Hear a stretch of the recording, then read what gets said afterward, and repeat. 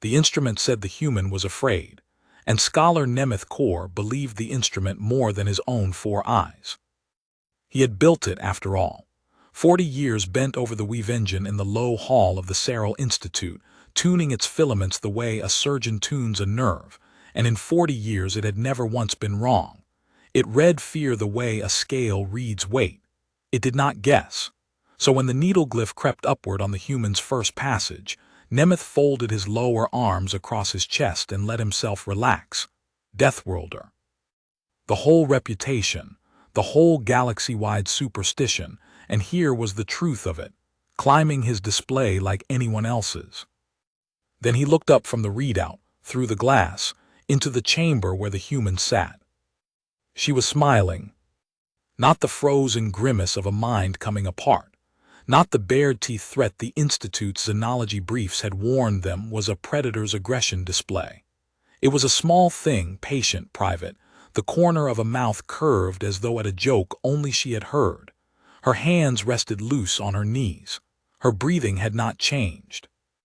On the wall behind her, the first passage was already open and pouring into the weave, the dark, the oldest of the 7, the one that took a Vish child 3 sessions to hold without weeping, and she sat inside it and smiled at nothing. Nemeth looked back at his needle. It still said fear. "Recheck the calibration," he told the junior at the second bench. The junior, an acolyte named Pel Asen, barely out of her second molt, was already rechecking it. "Baseline's clean," she said. "The filament's live, she's registering. Warden, she is registering something. It's just not." Pel trailed off, her membrane ears flattening the way they did when a young Vish met a thing that did not fit the shape of the world. "It's not climbing right." Behind both of them, at the high seat where the observers sat wired into the chorus, Warden Osrek Thal made a sound low in his chest that the humans would not have had a word for, and the Vish had 9. It was the sound of a man who had been promised a demonstration and was beginning to suspect he was the one being demonstrated to. "Open the second passage," Osrek said. Nemeth hesitated. Protocol layered the passages a full watch apart, each one held until the subject settled, because the weave engine did not merely show a candidate their fear. It fed on it, took the trembling of one mind and braided it thicker, and a careless overlap could tear a Vish apart from the inside. They had lost candidates that way in the old years before the protocol. You did not stack the gates. Everyone in the low hall knew you did not stack the gates. "Warden, the interval." "Open it," Osrek said. "She's a deathworlder. Let us see the thing the galaxy is so frightened of, or let us see it's a story told to children." He settled his 4 eyes on the glass, on the small pale creature in the chair, and the certainty came back into his voice like a tide returning. "Open the fall." Nemeth opened the fall. 6 days earlier, when the human ship first touched the Institute's ring dock, no one at Seral had planned to put anyone through anything. The visit was a courtesy. The Vish Concordance and the Human Survey Authority had been trading ambassadors and grain science, and the slow, careful furniture of a young alliance for 2 standard years. And the Institute, oldest of the fierce schools, keeper of the vigil, the place where the Vish had for 9,000 years learned to hold the terror of a prey people without drowning one another in it, had extended an invitation to observe. "Come see how we make ourselves brave," the letter had said, in the grand cadence the Institute used for everything.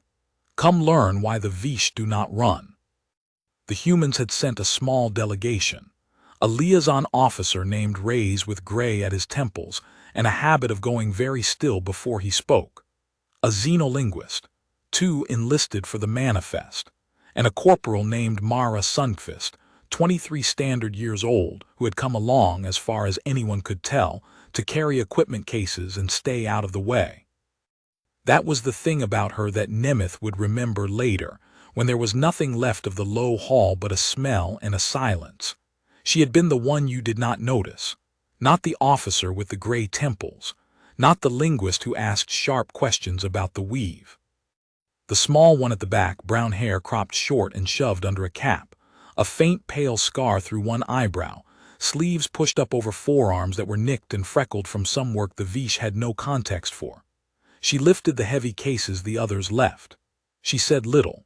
When she did speak, her voice ran low and even, and she looked at whatever she was speaking to the way a Vish looked at a weather front, noting it, filing it, not troubling herself about it. The trouble started, as trouble at the Institute always started, with the vigil. Elder Osric Thal had shown the delegation the low hall on the third day. He had walked them along the observer's gallery, laid a hand on the cold housing of the weave engine, and told them in the grand cadence what it was for. Every Vish who wished to serve as warden, as fleet voice, as anything that carried other lives sat the vigil. 7 passages. 7 of the oldest fears the Vish carried in their blood from the long prey ages. The dark, the fall, the beast, the drowning, the cold, the unmaking, and the last one, the one they did not name to outsiders.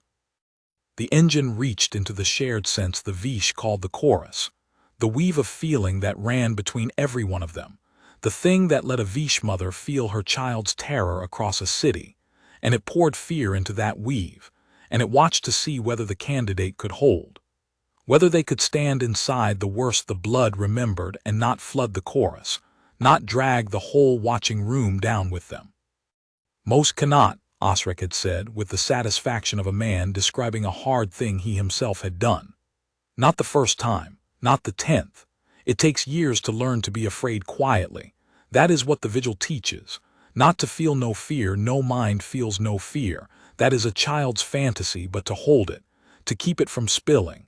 A people who feel one another's terror must learn this, or they cannot live in a room together.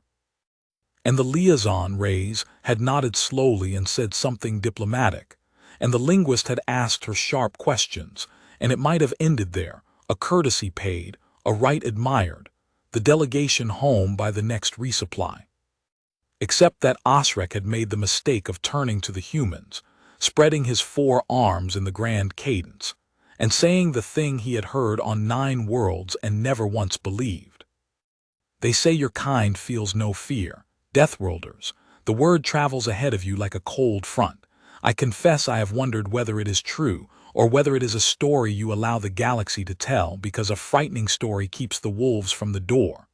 He tilted his head, 4 eyes bright with the particular Vish pleasure of a scholar cornering a claim. Which is it, liaison? Are your people truly without fear, or only good at seeming so? Reyes had opened his mouth to give the careful answer. The corporal had answered first. We feel fear, Mara Sundqvist said from the back of the group, setting down the case she was carrying. We just don't hold it the way you do. Osric had turned. Everyone had turned. It was, Nemeth thought later, the first time in 6 days that anyone in the delegation had looked directly at the small one, and there was a beat in the low hall where the warden simply regarded her, recalibrating, the way you recalibrate when a tool you had set aside turns out to have an edge. You know the weave? Osric asked. You've studied it. No, Mara said. I listened to you explain it. Your machine fills up a room with a feeling and measures who leaks. That's the shape of it, right? That is a crude. It's the shape. She wasn't rude about it. She said it the way she said everything, flat and unhurried, as if describing a piece of weather. You want to know if the story's true? I can't answer that with a speech. Neither can he. She nodded at Reyes without looking at him. Put me in the chair. Then you'll have your data. That's what you actually want, isn't it? Data, not a diplomat's answer. The low hall had gone very quiet. It was, Nemeth would reflect much later, a thing no Vish would ever have said. Not because a Vish lacked courage. The Vish had oceans of courage, hard won, held behind the teeth for 9,000 years, but because a Vish understood the vigil. A Vish knew what the gates did. You did not volunteer for the vigil the way this small creature had just volunteered, easily, with a shrug in her voice, the way you might volunteer to lift a case no one else wanted to carry. You approached the vigil the way you approached the edge of a very high place, knowing exactly what it was and going anyway and being changed. She did not know what it was. That was what Nemeth told himself. She had not felt the chorus. She could not know. Corporal Reyes had said quietly, a warning in it. You don't have to. I know, Mara said. I want to. And then she had looked at Osric Thal and she had smiled that same small private smile, the one Nemeth would come to hate, and said, set it up. I've got nothing else on. Osric should have said no. He was old enough and had put enough candidates through the gates and watched enough of them fold, that some deep prey instinct should have flattened his ears and told him to let this one lift her cases and go home. He would say afterward that he had felt something in that moment, a cold thread across the back of his skull, the old animal wrongness a Vish felt when the shape of a predator resolved out of tall grass. He ignored it. He was a scholar of fear, and he did not intend to be lectured on courage by a species that had never learned to hold it. Prepare the chair, he said, full protocol. We begin at first light. They took a full day to fit her, and in that day the low hall filled with an anticipation that Nemeth mistook for scholarly interest, and only later understood had been dread wearing a scholar's robes. The fitting was delicate. A Vish candidate slid into the chorus the way a swimmer slid into water. It was their native element. The weave was already theirs. A human had no weave. Mara Sundqvist had no more natural place in the chorus than a stone had in a song. So Nemeth and Pell had spent the day threading her into it artificially, a lattice of induction contacts laid against the skull and the spine and the soft places behind the jaw, each one a small mouth through which the weave engine could pour its manufactured fear directly into her nervous system, and crucially, read what came back. The engine would feel her the way the Vish felt each other. It would put the dark into her, and it would listen for the shape of her breaking, and it would show that shape on Nemeth's display as a climbing needle glyph. She sat through the fitting without complaint. She asked one question near the end, while Pell was seating the last contact behind her ear. When it's running, Mara said, can you feel me, the people watching? The ones plugged into your chorus, do they feel what I feel? Pell's ears had done their small flattening. Yes, she said, that's the point of it. The observers hold the candidate. We feel what you feel so we can tell the difference between a mind that's steady and a mind that's lying about being steady. You can't lie to the weave. It's not. It goes underneath the place where lying happens. Huh, Mara said. She was quiet for a moment, then half to herself in that low, even voice. So it's a shared thing, both directions. Both directions, Pell agreed, not understanding, seating the contact, sealing it. But you won't feel us. You have no weave. It only runs one way for you. The fear goes in. We read it. She searched for the human phrase the linguist had taught her. You're a closed room. We can pour in. Nothing pours out. Mara had looked at her then, and Pell would remember the look for the rest of her life, because it was not the look of a candidate about to sit the gates. It was mild. It was almost kind. It was the look of someone who has just been told a small, important fact by an enemy who does not yet know they are one. Okay, Mara said, good to know. The dark came first, because the dark always came first. It was the gentlest of the seven, which was a Vish joke. The way calling the shallowest part of a drowning pool gentle was a joke. The dark reached into the blood memory of 9,000 years of nights spent as small soft things in a world of larger hungry ones, and it made the candidate know, not think, know in the body, below reason, that the light was gone and would not come back, and that something in the dark had noticed them. Nemeth had felt the dark 40 times. He had held it eventually. The first time, at 11 years old, he had wept and voided himself and clawed at the contacts until the wardens pulled him out, and 3 other children in the observer's ring had wept with him, dragged down by the leak from his unschooled mind. That was the dark. That was the gentle one. He opened it into the human and he watched his needle, and the needle climbed, a real climb, a genuine response, her body registering the induced terror exactly as the engine intended. And Nemeth's chest had loosened with relief because there it was, fear, ordinary fear, The Deathworlder was afraid like anyone. And then the climb had stopped.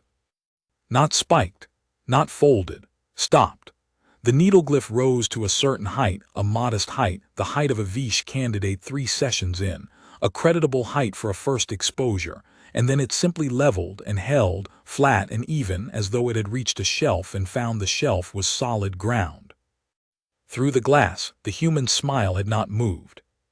In the observer's ring, wired into the chorus, 4 senior scholars felt the dark pour into the small, closed room of the human's mind, and felt it do nothing. They felt her fear arrive, register, and then, this was the part none of them had words for, the part that made 2 of them lean forward and one of them go very still. They felt her look at it. As though the terror the engine had poured into her were a thing set on a table in front of her, and she had picked it up, turned it over, found it familiar and set it back down. She's holding it, pale-breathed. First exposure and she's holding the dark. She isn't holding it, said Osric Thal from the high seat, and something in his voice had changed, gone thin at the edges. Holding it takes effort. The weave shows effort. There is no effort in her. She isn't holding the dark. He watched the small, smiling creature through the glass, and the old animal wrongness came up the back of his skull again, and this time he did not ignore it, he simply refused it. Open the second passage, he said. Open the fall. And Nemeth, who believed the instrument more than his own 4 eyes, and who had just watched the instrument tell him something that could not be true, did the thing that scholars do when the world stops making sense. He reached for a larger measurement. He opened the fall. The fall did to the body what the dark did to the reason. It took the inner ear, the small liquid gyroscope every walking creature carried, and it convinced that organ that the floor was gone, that the candidate was dropping endlessly through a height with no bottom, the whole animal certainty of a fatal plunge with none of the mercy of an impact to end it. A Vish under the fall clutched the chair. A Vish under the fall screamed sometimes before the training took hold, a thin involuntary noise as the body did what a falling body does. It was not the gentlest gait. It was, in Nemeth's private ranking, the meanest, because it lied to a part of the mind that could not be reasoned with. He opened it into the human, layered over the dark, protocol be damned, because the warden had said so, and because Nemeth needed, suddenly and badly, to see the needle move the way it was supposed to. It moved. The glyph jumped, a hard spike, the body registering the drop, the vestibular alarm going off exactly as designed, and for one breath Nemeth felt the whole low hall lean into that spike with something like hunger, because a spike was normal. A spike was fear behaving, and the story of the fearless Deathworlder was just a story after all. Then through the glass the human moved. She did not clutch the chair, she did not scream. Corporal Mara Sundqvist, dropping through an endless nothing that her entire nervous system swore was real, tipped her head back against the rest, closed her eyes, and let out a slow breath through her nose, and the small private smile widened by a degree into something almost fond. Her hands, loose on her knees, did not tighten. And on Nemeth's display the spike crested, hung, and slid back down to the shelf it had found before, and sat there, flat level, a body registering a terror and declining to be moved by it. She's enjoying it, Pell said. Her voice had gone very quiet. Warden, she likes the fall. Nobody likes the fall, Nemeth said. But he was looking at the readout, and the readout was telling him something he had spent 40 years teaching himself to trust, and what it told him was that the human's body had done the exact right thing, flooded with the chemistry of a fatal drop, and then, in the space of 2 breaths, cleared it, metabolized it. Dumped the fear load the way a body dumps heat after a sprint, fast and total and without residue, and returned to a baseline so flat it looked, on his 40-year-old instrument, almost like rest. He had never seen a nervous system do that. A Vish could not do that. A Vish under the fall stayed lit for a full watch after the gate closed, the fear echoing down the weave, the chorus ringing with it. That was the whole problem the vigil existed to solve. Vish fear did not clear. It pooled, it spread. It drowned the room. That was why they had to be taught to hold it. The human did not hold it. The human burned it and threw the ash away. "What is she?" Pell whispered. Up in the high seat, Osric Thal was not asking what she was. Osric Thal was watching a thing he had called a story climb out of the fall unmarked, and the scholar in him, the part that had spent a long life cataloging the ways minds break, was doing arithmetic he did not like. If the small one cleared the fall in 2 breaths, then the fear the Institute took years to teach its children to hold was, to her, a passing weather. And if it was passing weather to her, then everything Osric had built his authority on, the hard-won Vish courage, the discipline of the held breath, the pride of a prey people who had learned not to run, was not, to a Deathworlder, an achievement at all. It was a thing she had been born past. He did not like that, so he did what Nemeth did. He reached for a larger measurement. "Close the first 2, he said. "Open the beast." Warden Osric Thal had run the vigil for 211 years, and in all that time he had understood the gates as a ladder that went only downward, each passage a deeper place, each one measured against the one before, the whole architecture built to find the exact rung at which a given mind lost its footing. Every candidate found their rung. That was the entire point of the exercise, to find the rung, and then to teach the candidate to stand 1 rung lower next year, and 1 lower the year after, until they could stand somewhere near the bottom without falling. He had never met a candidate who reached the bottom. He had assumed the bottom was theoretical. He opened the beast. The beast was not gentle and did not pretend to be. Where the dark worked on the reason and the fall worked on the ear, the beast worked on the oldest thing a prey species carried, the certainty of being hunted.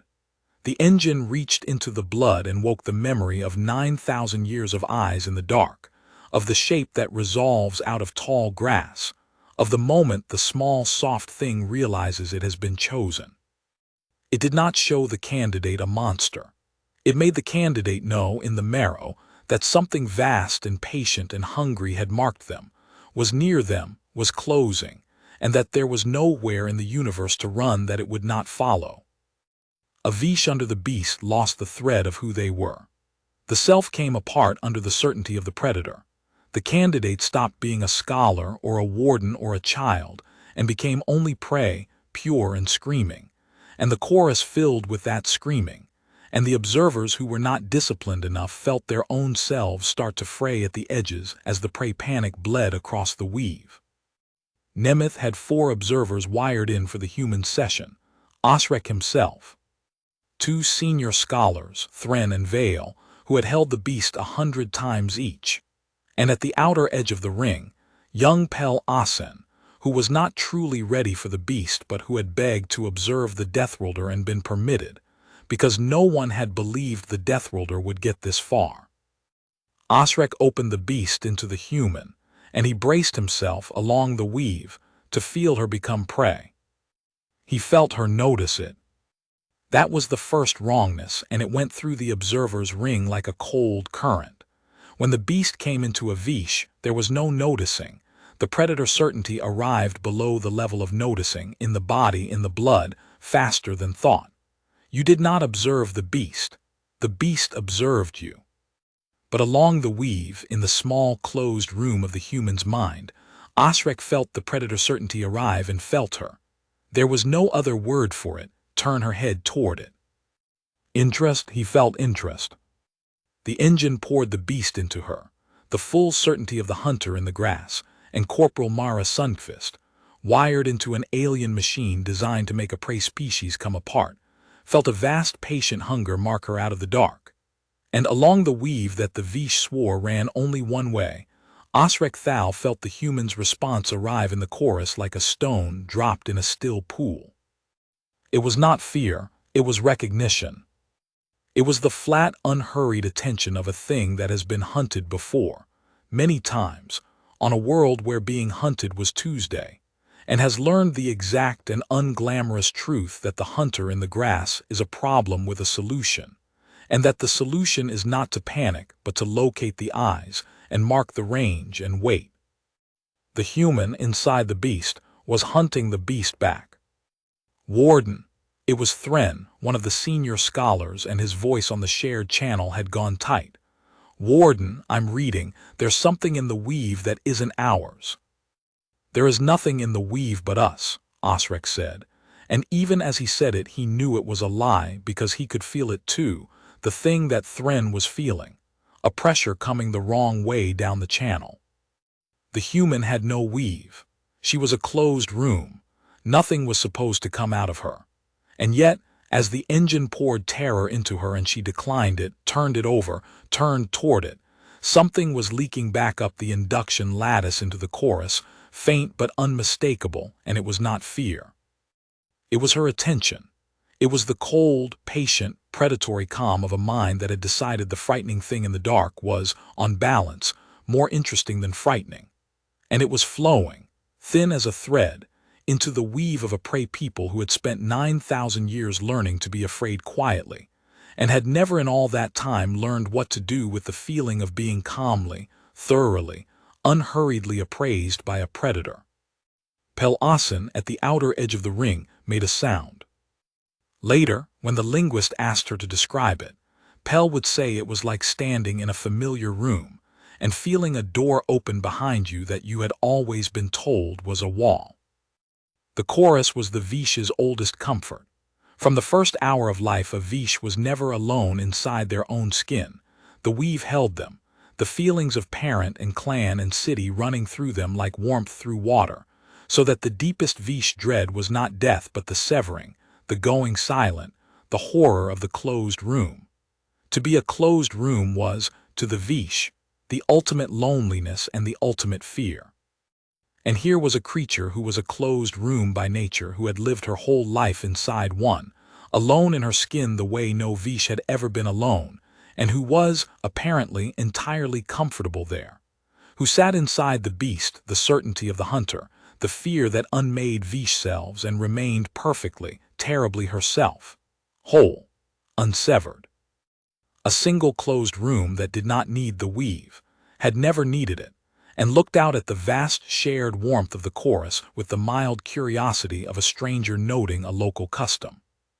Pel felt the human's calm come into the weave, and for one vertiginous instant Pel understood, in her marrow, that everything the vigil taught was a way of surviving a weakness the human simply did not have. Then the human's calm brushed against Pel's own fear, the ordinary fear of a young acolyte in over her head watching her elders go tense, and Pel felt that predatory attention turn briefly, mildly toward her. Not hostile, not hungry, just noting her, locating her eyes, marking her range. It was the single most frightening thing that had ever happened to Pel-Asen, and it lasted less than a breath, and the human did not even know she had done it. "Pull her out," Pel said. She did not mean to say it. It came out of her the way the thin scream came out of a candidate under the fall before the training took hold. "Warden, pull her out, close the gate, close all the gates." "We have not found her rung," Osric said. His voice was iron. But under the iron, along the weave, Pel felt the thing he would not say.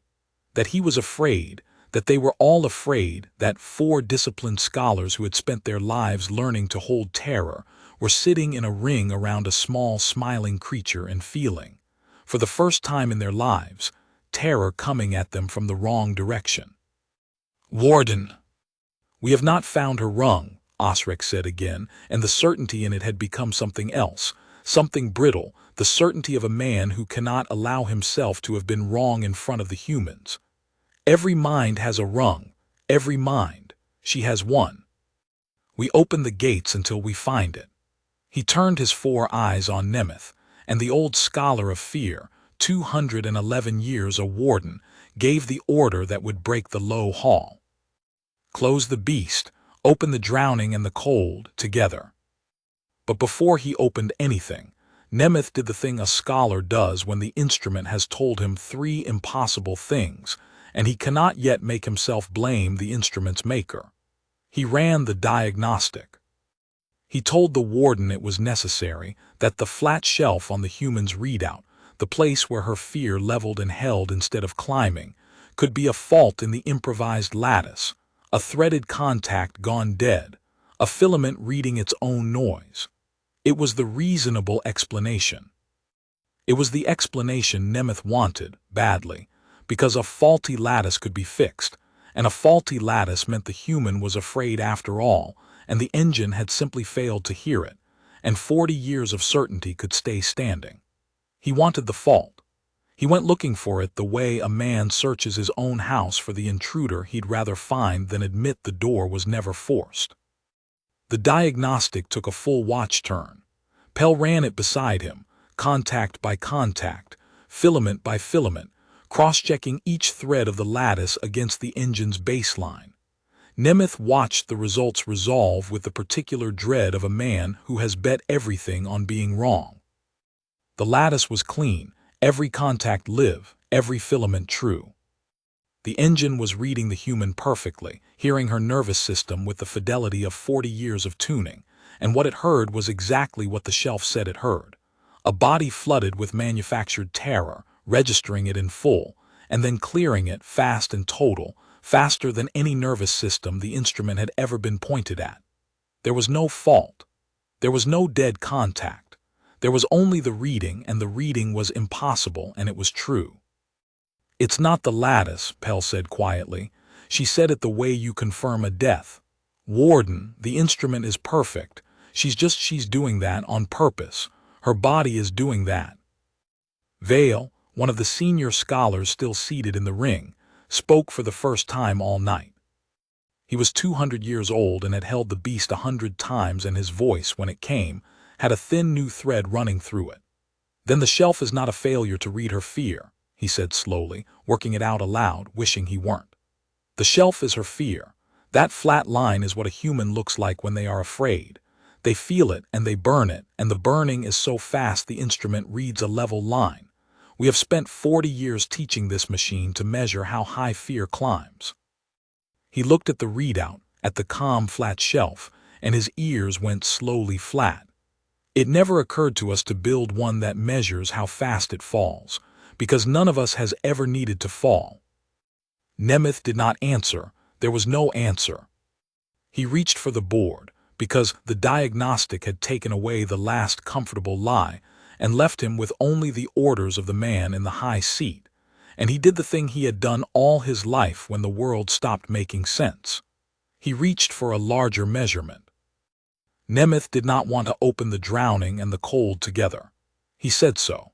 He said it in the flat professional language of a man who has kept a dangerous machine for 40 years and knows exactly what it will not tolerate. "Warden, stacking 2 prime gates on a subject we can't fully read is outside every tolerance the engine has. The lattice is improvised. We threaded her by hand. If the feedback loops—" "Then we will learn something about the feedback loops," Osric said. "We could lose her." "We will not lose her." Osric did not look away from the glass. "That is rather the point, scholar. She does not break, so we cannot lose her. We can only finally find the place where she bends. Open them." Nemeth looked at Pell. Pell's ears were flat to her skull. She would not meet his eyes.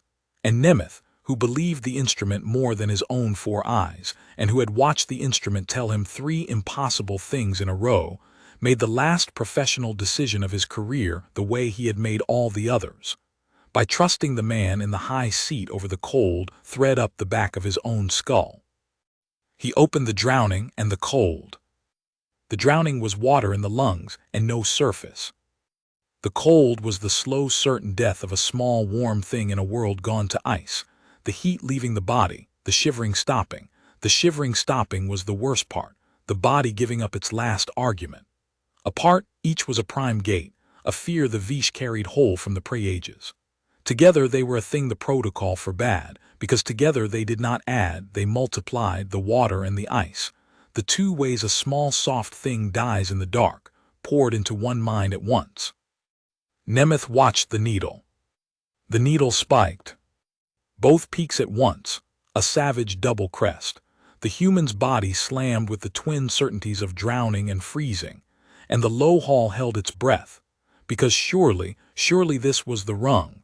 Surely no nervous system in the galaxy could take the drowning and the cold stacked and not at long last, bend.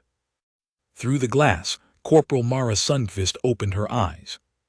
She had kept them closed through the fall and the beast.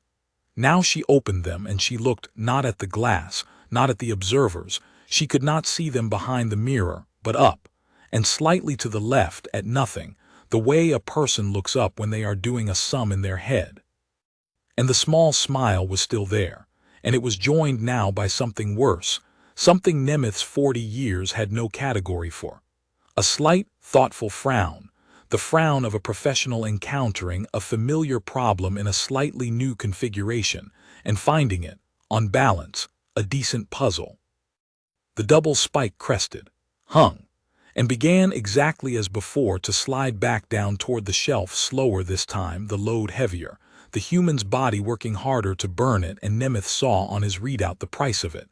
Her heart analog laboring, her metabolic spiking to dump the fear chemistry, real cost, real strain, a body paying for what it did. She was not untouched. She was not a stone.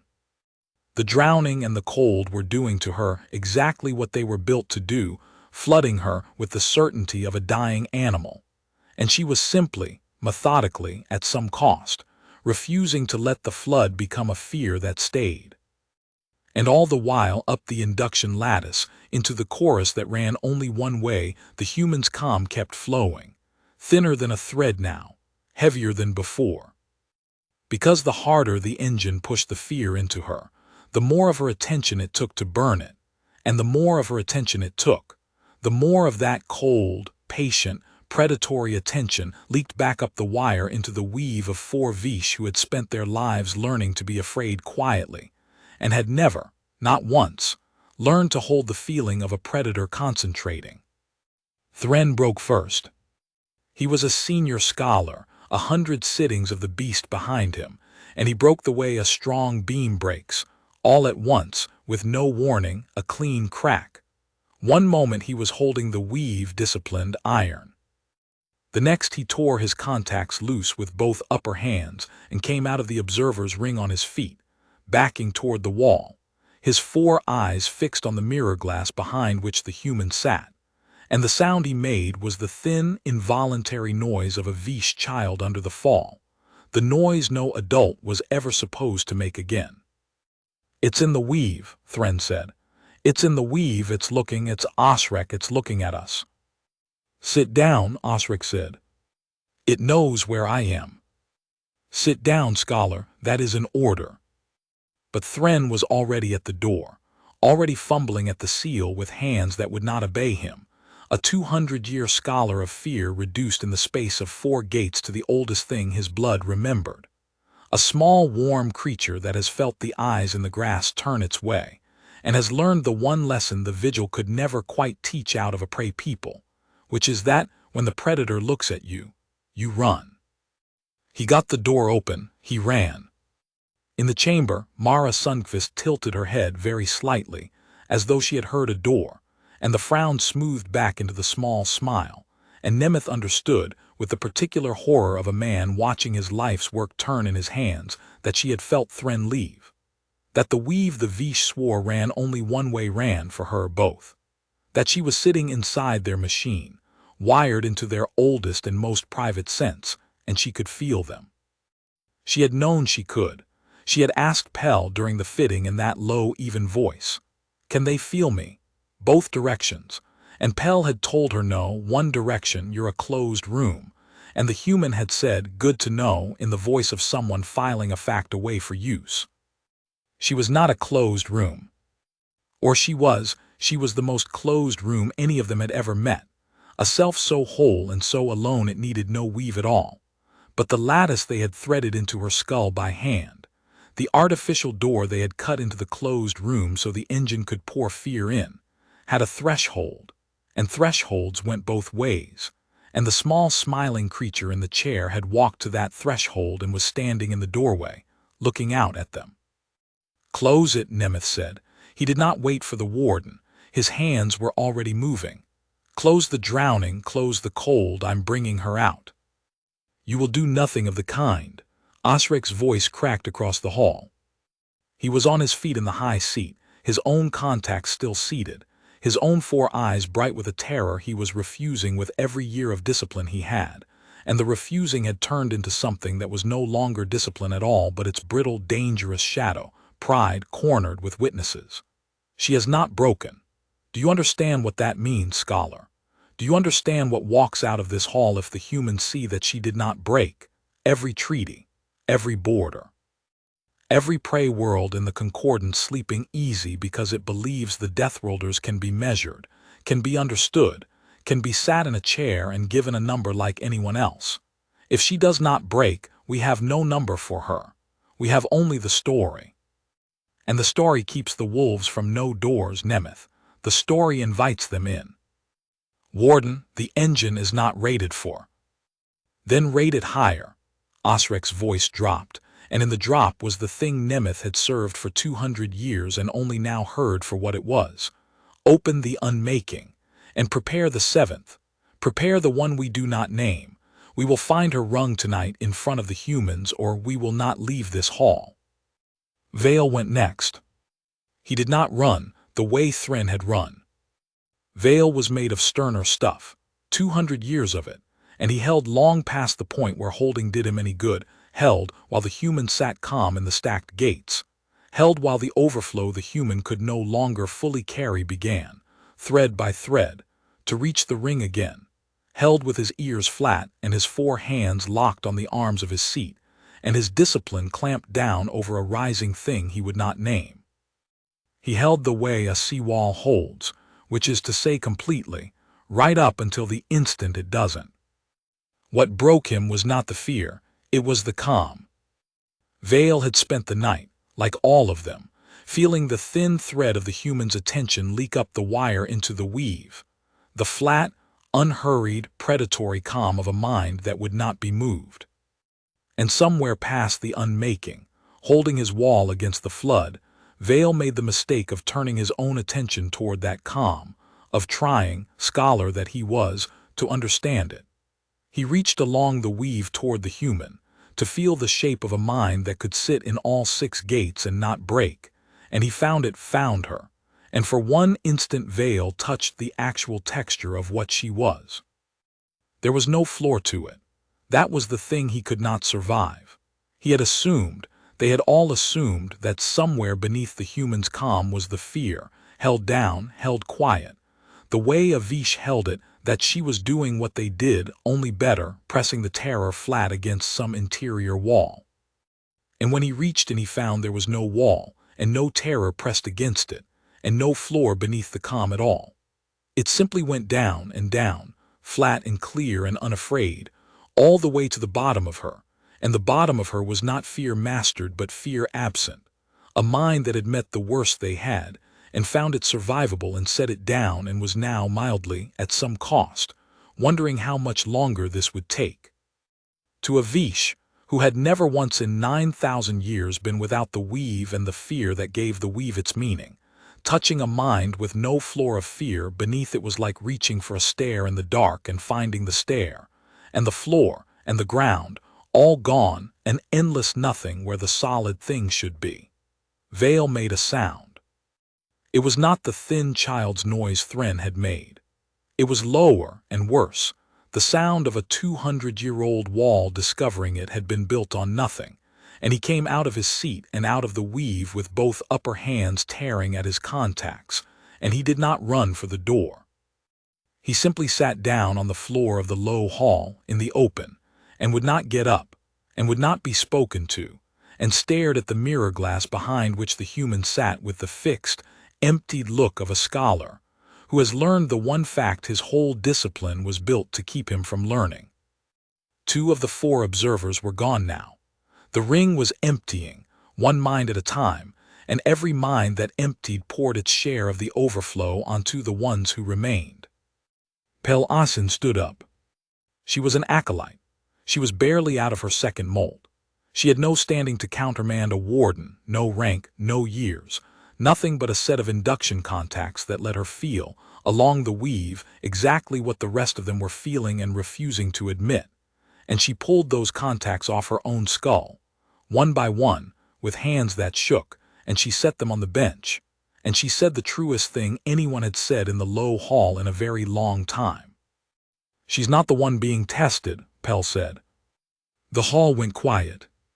"Look at her." Pell's voice was small and it did not waver. "She's not enduring the gates.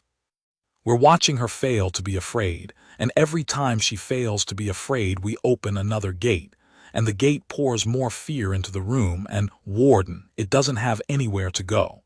It goes into her and she burns it, and the only thing that comes back out is her. The rest of it, the fear we can't fit into her, where do you think it's going? It's going into us.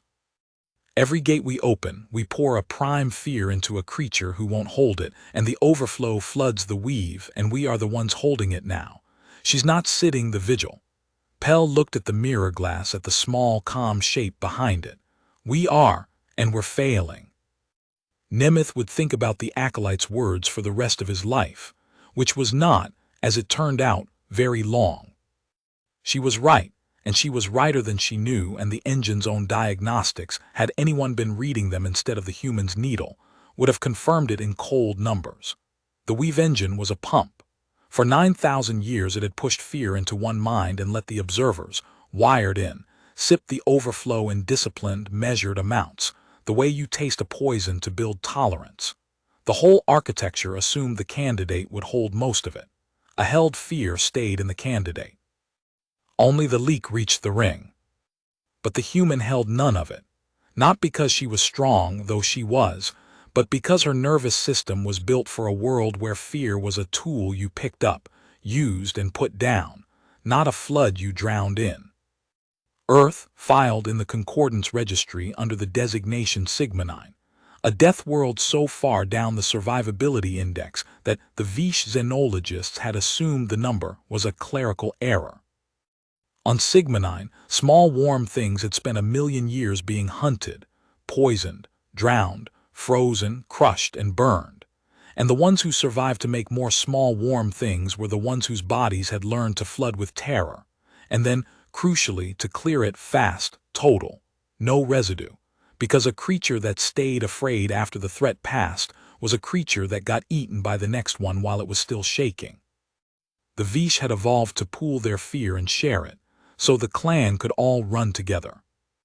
The humans had evolved to burn their fear and drop it, so the individual could turn and fight the next thing before it arrived. Two solutions to the same ancient problem. And the weave engine, 40 years in the tuning, 9,000 years in the design, had been built entirely, exclusively, around the first solution. It had no idea what to do with a mind that ran the second. It poured fear into Mara Sundqvist and she burned it, and the fear it could not force into her had to go somewhere, and there was only one other place in the low hall wired to receive it. The engine was not testing the human anymore. The engine was pumping 9,000 years of prime Vish terror into a room full of Vish, and using the human as the pretext. And the only reason the hall had not already come apart was that the human, sitting calmly in the chair, was, though none of them yet understood this, the one holding the door. Mara Sundqvist had known the machine could feel her since the first gate. She had felt it the way she felt everything, plainly, without drama, a fact arriving and being filed. The Vish had told her the weave ran one way. The Vish had been wrong, or the Vish had lied, or the Vish simply did not understand their own machine as well as 40 years of pride told them they did. It did not matter which. What mattered was that when the dark came into her and she looked at it and found it was only the dark. She had grown up on a world where the dark was full of things that would kill you, and had learned before she was 6 that the dark was a place, not a verdict. She had felt something flinch on the other side of the wire. Somebody watching had felt her look at the dark and not be afraid, and it had hurt them. She had filed that too. She kept her eyes closed through most of it because closing her eyes helped her work, And the gates were work, not hard work, but real work. The way carrying the heavy cases was real work, a load you picked up and moved and set down. The fall was easy. She'd fallen for real, off a ridge on a survey world when she was 19, 40 meters into a river gorge, and the endless drop the machine sold her was a pale copy of the real thing, which had ended in cold water and 2 cracked ribs and a long walk out. The beast was easier. She had been hunted for real more than once, and the machine's hunter had no smell and no weight and no patience. And a hunter with no patience was not a hunter. It was a nightmare, and you did not fight nightmares. You waited them out. The drowning and the cold together were the first ones that cost her something. She felt her body start to spend itself keeping up, the heart working, the blood dumping the fear load as fast as the machine poured it in, a race she could win but not for free. She opened her eyes and did the arithmetic and decided she could hold this pace for a long time, longer than any of them would want to sit and watch. And then she felt the scholar bolt. That was the first one to break. She felt him go, a tearing, a tumbling absence in the pressure on the other side of the wire, and she felt in the same instant why. The fear had to go somewhere. Mara was not a xenologist. She could not have drawn the weave or named the chorus, or explained the induction lattice threaded into her skull. But she was a soldier from a world that taught its children the shape of a system before it taught them its name, and she understood, sitting in the chair, exactly what was happening in the low hall with the cold clarity of someone reading a river before they cross it. The machine poured fear. She would not hold it. The fear it could not force into her was backing up into them, into the ones watching.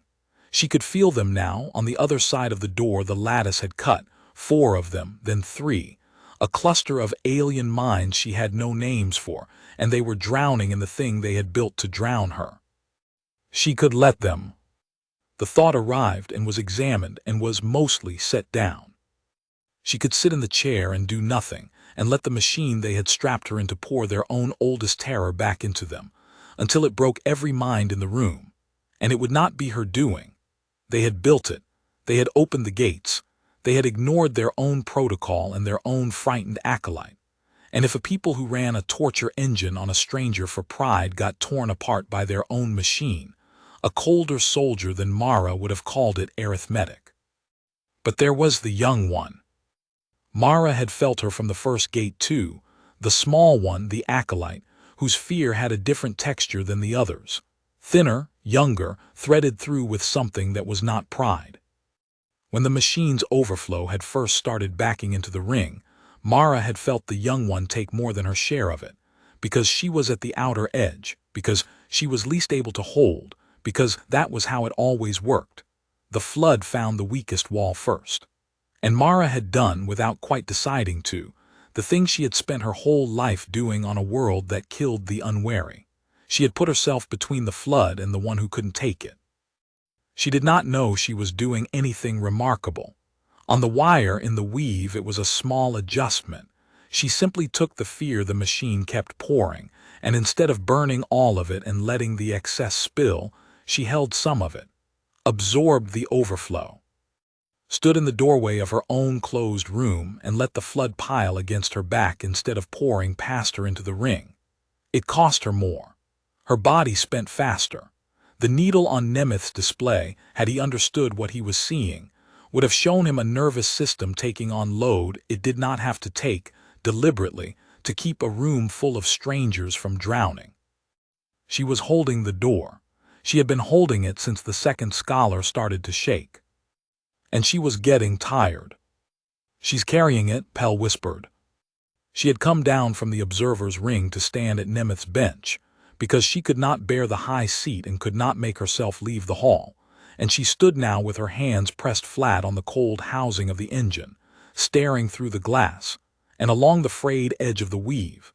Even with her contacts off, even severed, a vis closed to the engine felt its echo. She could feel the thing the display would not show. "Warden, she's carrying it, the overflow. It should be in us, It was in us, it was in Thren, it's why he ran, and now it's not reaching us, and it's not gone, the engine's still pumping, so where? Pell's voice cracked. She's taking it. She's sitting in that chair holding two gates, and she's taking the overflow off of us so it doesn't reach the ring. She's protecting us from our own machine. That is not possible, Nemeth said. But he had stopped believing his instrument an hour ago, and he said it the way you say a prayer you have stopped believing out of habit, for comfort. Feel it, Pell said. Put your contacts on and feel it. She's holding the door for us, Warden, and she's getting tired. I can feel her getting tired, and when she can't hold it anymore. Then we will have found her rung, said Osric Thal. He said it quietly. He had not moved from the high seat. His contacts were still seated. He alone of the observers had held. 211 years of discipline clamped down over a terror that Pell could feel radiating off him like heat off a stone, and the discipline had curdled, somewhere in the last hour, into a thing that was using the shape of duty to hide from itself. He was not testing the human anymore.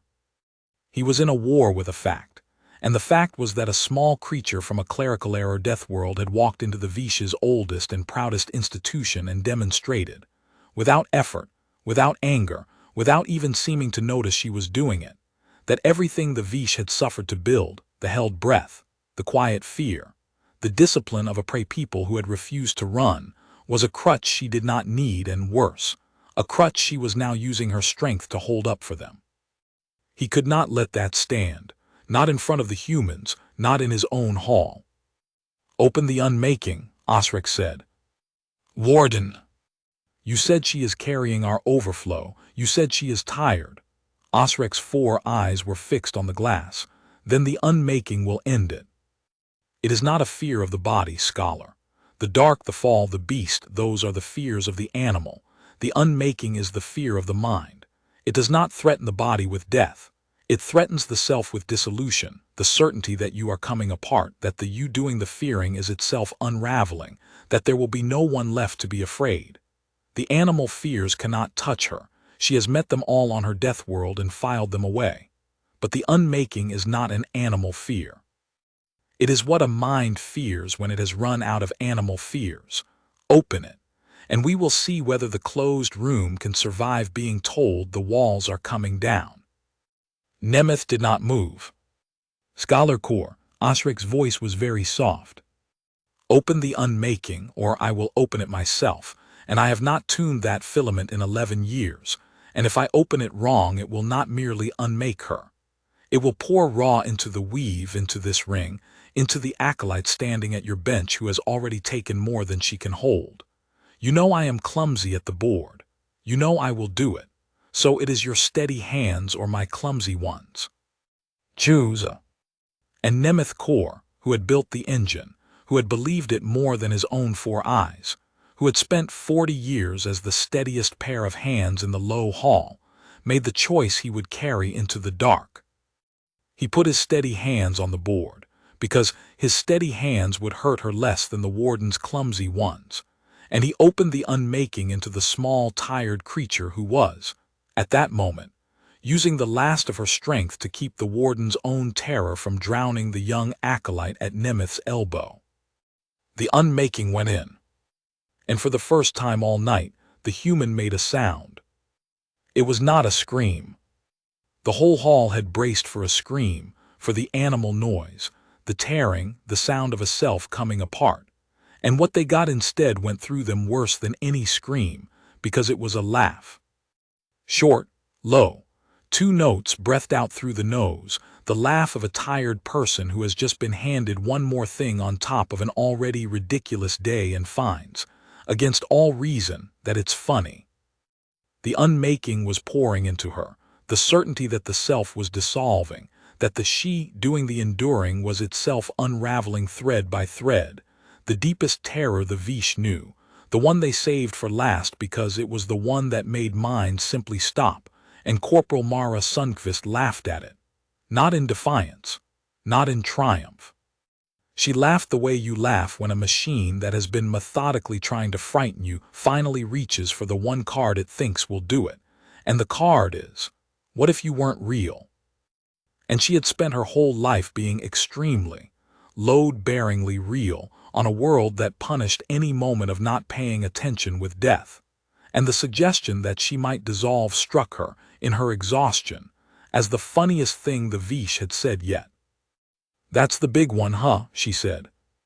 Her voice came through the chamber pickup into the low hall, low and even and threaded now with tiredness, but steady, entirely steady, a person talking. Every Vish in the room went rigid. Candidates did not talk during the unmaking. Candidates during the unmaking were not there to talk. There was, by the design of the thing, supposed to be no one left in the chair coherent enough to form a sentence. "You saved it for last," Mara said to the room, to the mirror she couldn't see through, to the machine in her skull. "So it's your best one, okay." A pause, her breath going out slow. "It's a good one, I'll give you that. If I hadn't already spent a lot of time being sure I'm real, that land." Nemeth stared at his display. The needle was high, higher than it had been all night, the unmaking a genuine and terrible load, and it was holding at that height, not climbing, not falling, held level. A nervous system under the worst pressure the Vish could manufacture and simply carrying it. The way she'd carried the heavy cases up the ramp on the first day. The way she was carrying, right now, the overflow that would otherwise be tearing the ring apart. "How much more of these are there?" Mara asked, not a plea, a logistics question, the question of a person estimating a task. "You said 7, that was 6, so there's one left, the one you don't say out loud." She rolled her neck, the tendon standing out, the only sign of the cost. "Let's do it. I'd rather not sit here all night." In the high seat, Osric Thal made the low 9-worded sound again, and this time there was nothing of the scholar in it at all. Beyond the sealed door of the low hall, in the observers' gallery, where the human delegation had been asked, courteously, to wait, Liaison Officer Daniel Reyes had been standing very still for a long time. He had gone still an hour ago, the stillness his people knew to read as a warning, and he had not moved since, because the Vice Attaché assigned to keep the delegation comfortable had stopped being able to keep anything comfortable. The Attaché, a mid-ranked administrator named Sorn, had spent the first hour giving Reyes the grand cadence about the vigil's history. Somewhere in the second hour Sorn had stopped talking.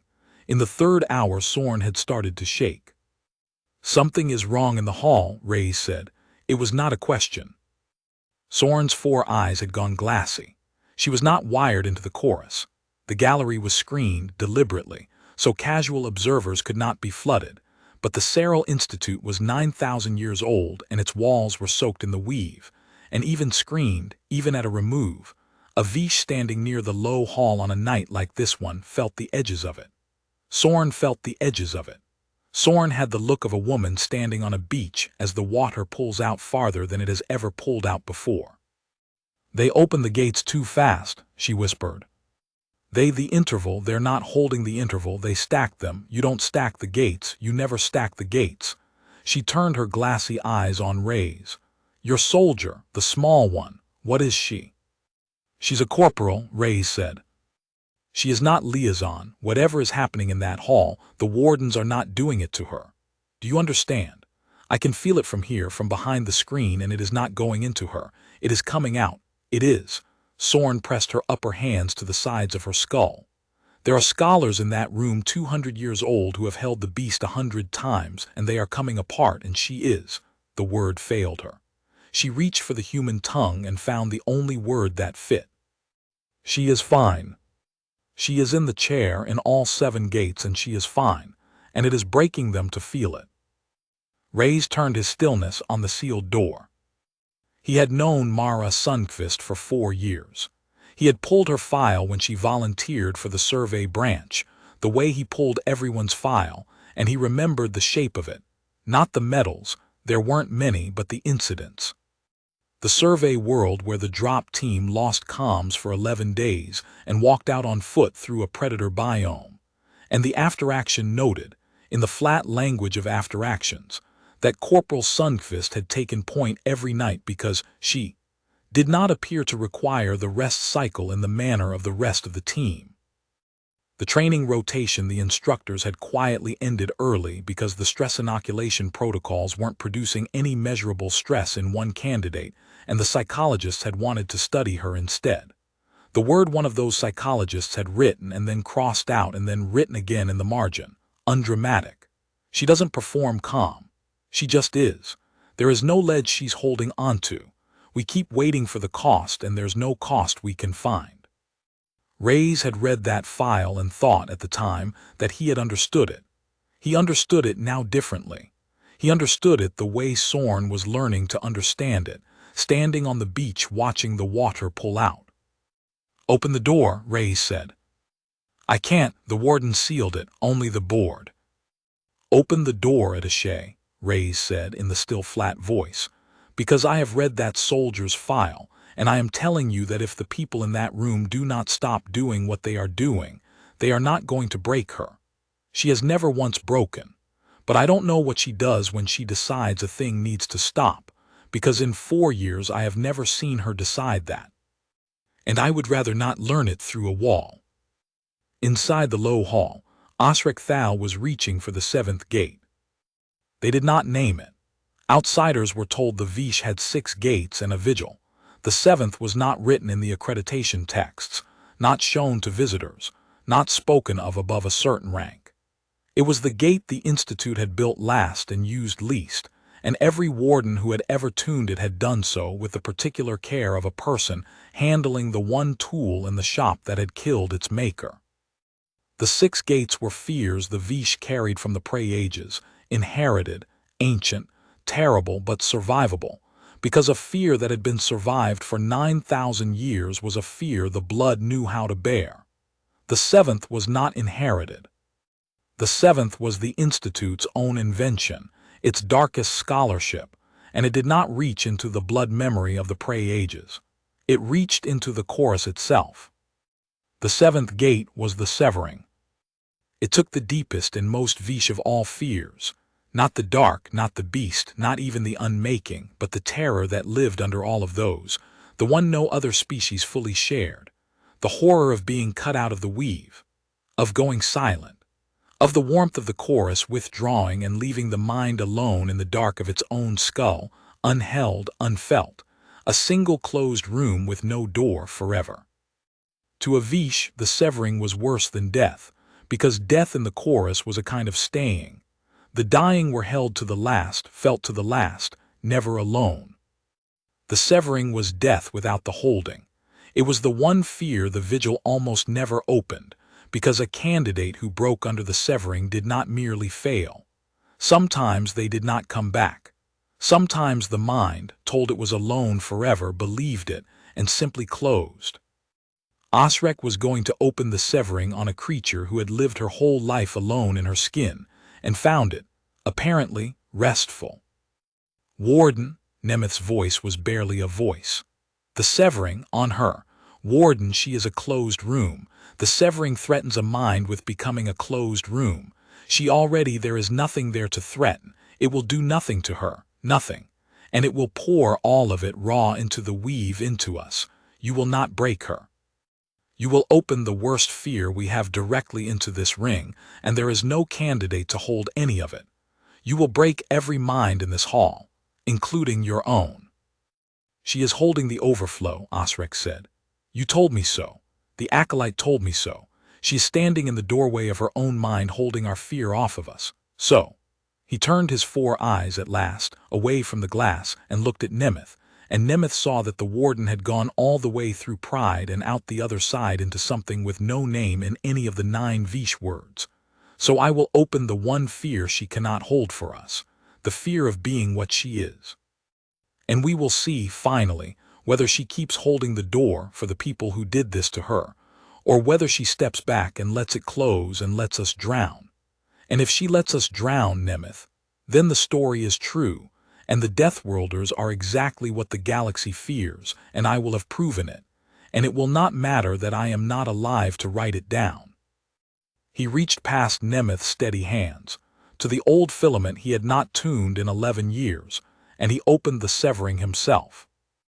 The severing came into the low hall like a wall of black water. Nemeth felt it before his display could show it.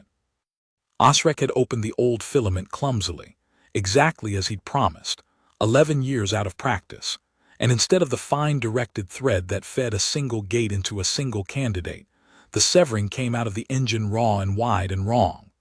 The deepest terror the Vish had ever built, the horror of the silent skull, poured not into the chair but into the room, into the weave, into every mind wired or half-wired or merely close enough to the 9,000-year-old walls to feel it. Nemeth's contacts were seated. He took it full.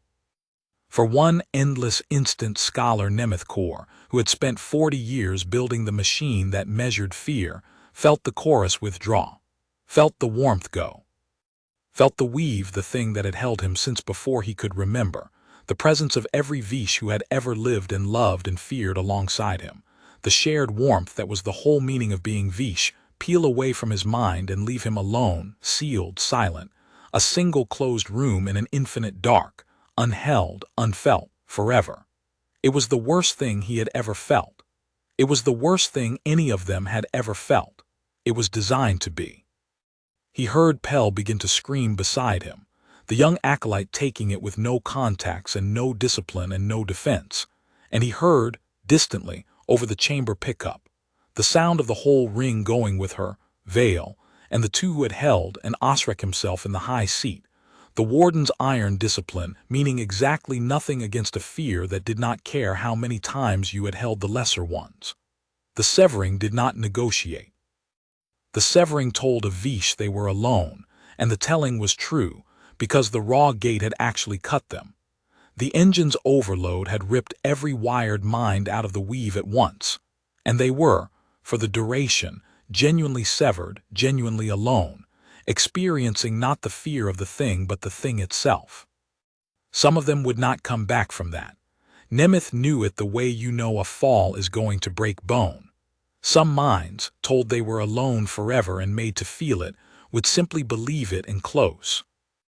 And in the chair, at the center of it, wired most deeply of all, sat the one mind in the low hall for whom being alone in the skull was not a horror but the ordinary shape of a life. The severing reached Mara Sundqvist and found nothing to sever. Mara felt the wall of it coming and had perhaps half a second to decide. Half a second on Sigma-9 was a long time. Half a second was the difference between the ridge and the gorge, between the thing in the grass and the walk out. She had spent her whole life learning to do her deciding in the half seconds, and she did this one the way she did all of them. Fast, flat, complete. The seventh gate hit her and did nothing. She noted that it did nothing.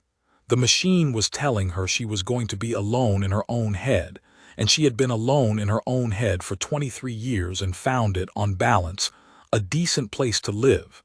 And she set the nothing down and looked past it, at the real problem, which was not her. The real problem was that she had felt the door in her mind blow wide open, and she had felt the flood she'd been holding back stop being a flood she could hold. There was too much of it now. Osric's raw gate had poured more into the room than she could burn and carry and stand in front of, all at once, and on the other side of the wire she could feel them going out. The mind she'd been shielding, the young one at the front, going out like lights in water, the terror not leaking into them now but drowning them, and she could feel that some of them were not going to come back up. She could not hold the door anymore. There was no door to hold. Osric had torn the wall down. So she stopped trying to hold it. And instead she did the thing that no Vish had imagined a mind could do, because no Vish had ever been a closed room by nature, a self so whole it needed no weave. She stopped keeping the flood out of the ring, and she walked through the broken door herself, out of her own mind, into the weave, going the wrong way up the wire the Vish swore ran only one way. She followed the fear to its source. Later, the ones who lived would try to describe what they felt in that moment, and they would fail, because there was no Vish word for it, and there had never needed to be. The chorus was theirs. It was the most intimate thing they had, older than language, the shared warm dark where every Vish had always been held. And into it, calmly, unhurried, with the flat total attention of a predator moving through a sleeping house, came the human. They felt her the way you feel a hand close over yours in the dark when you thought you were alone. They felt her move through their weave, the sacred shared inside of them, following the raw fear back along its channel toward the engine that was pouring it. And they felt that she was not afraid, had never been afraid, was not capable of being afraid in the way that gave the chorus its meaning. And they felt, worst of all, that she was being careful, gentle even. That the predator walking through their most private place was choosing, with every step, not to break the things she passed. Pel Asin, drowning in the severing, alone in her closed skull for the first time in her life and certain it was forever, felt a stillness arrive beside her in the dark. It was not the chorus coming back. It was something the chorus had never contained.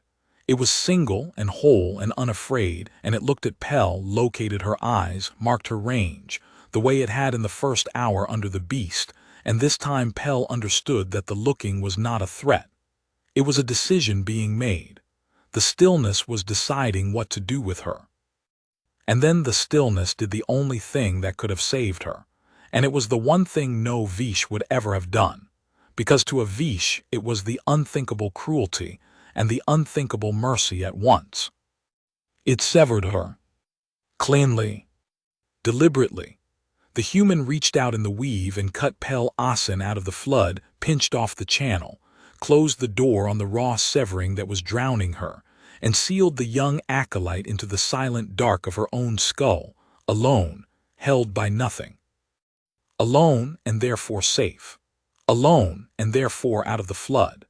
The human had looked at a mind about to be killed by the fear of being alone, and had decided that a Vish who was merely alone would live, where a Vish who was drowning would die, and had made her alone to make her live. Pel hung in the silence of her own head, severed, whole, breathing, and felt the stillness move on to the next one. Nemeth felt her reach him. He had time in the instant before to understand what she was doing, because he was the one who knew the engine, and he saw, with the clarity of a man watching the solution to a problem he'd spent 40 years failing to solve, that the human was going down the ring one mind at a time, and that she was severing each of them on purpose, cutting them out of the weave before the raw gate could kill them, trading the fear of being alone for the fact of being alone, because the fact could be survived and the fear could not. She cut him out. The chorus vanished.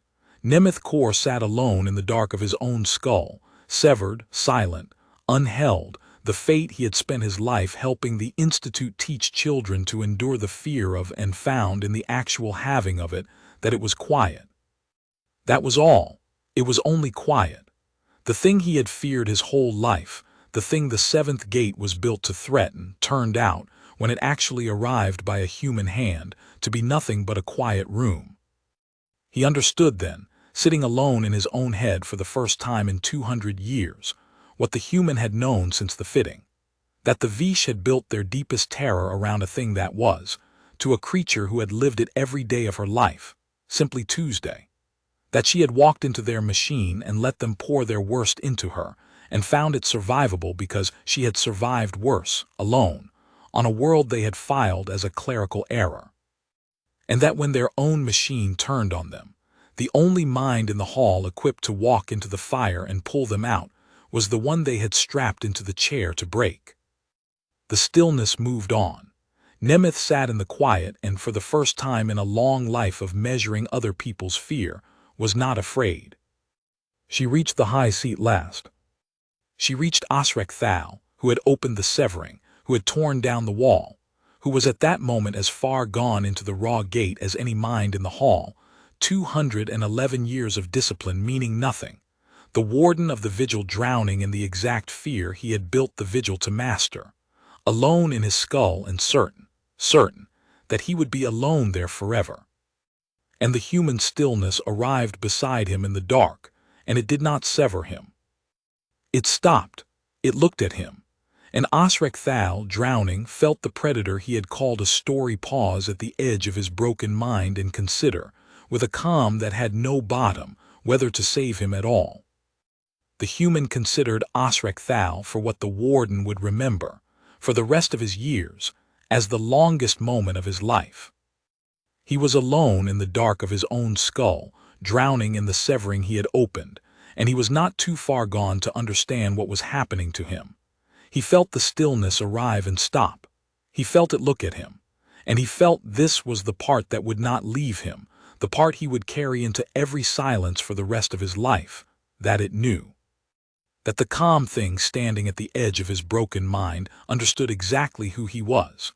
The one who had dared her, the one who had ignored his own frightened acolyte, the one who had stacked the gates and torn down the wall and opened the unnamed seventh into a room full of his own people, rather than admit that a small creature from a clerical-era world had made his life's work look like a child's fear of the dark. She knew all of it. He could feel her knowing it, and she was deciding whether he was worth the effort of saving. On Sigma-9, Mara had learned young that mercy was a resource, and you spent it on purpose. You did not spend it on the thing that would turn and bite you the moment it had its feet back.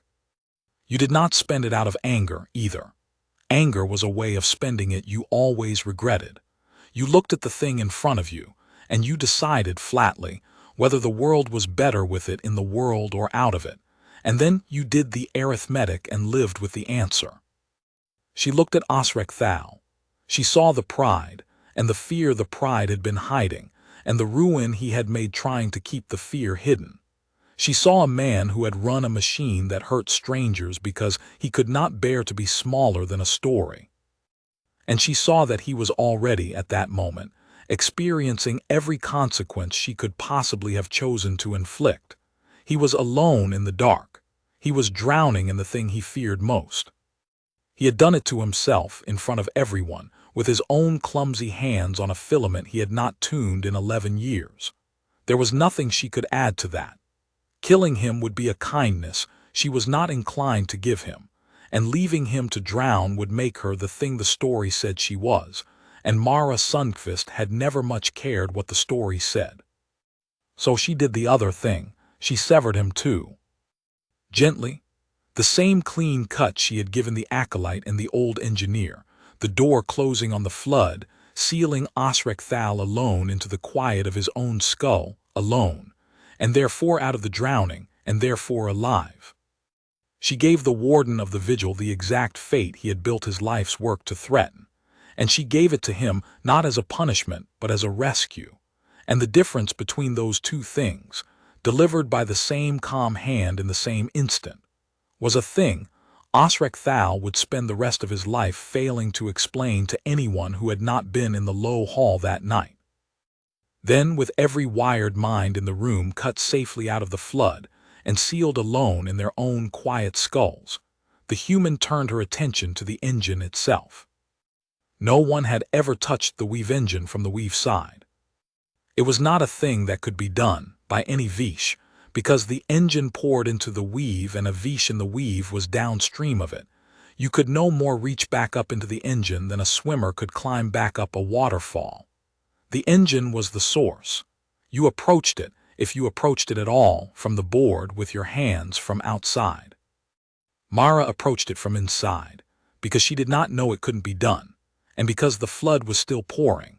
The raw seventh gate roaring out of the machine with no candidate to absorb it and no minds left in the weave to drown, filling the empty chorus with a terror that had nowhere to land.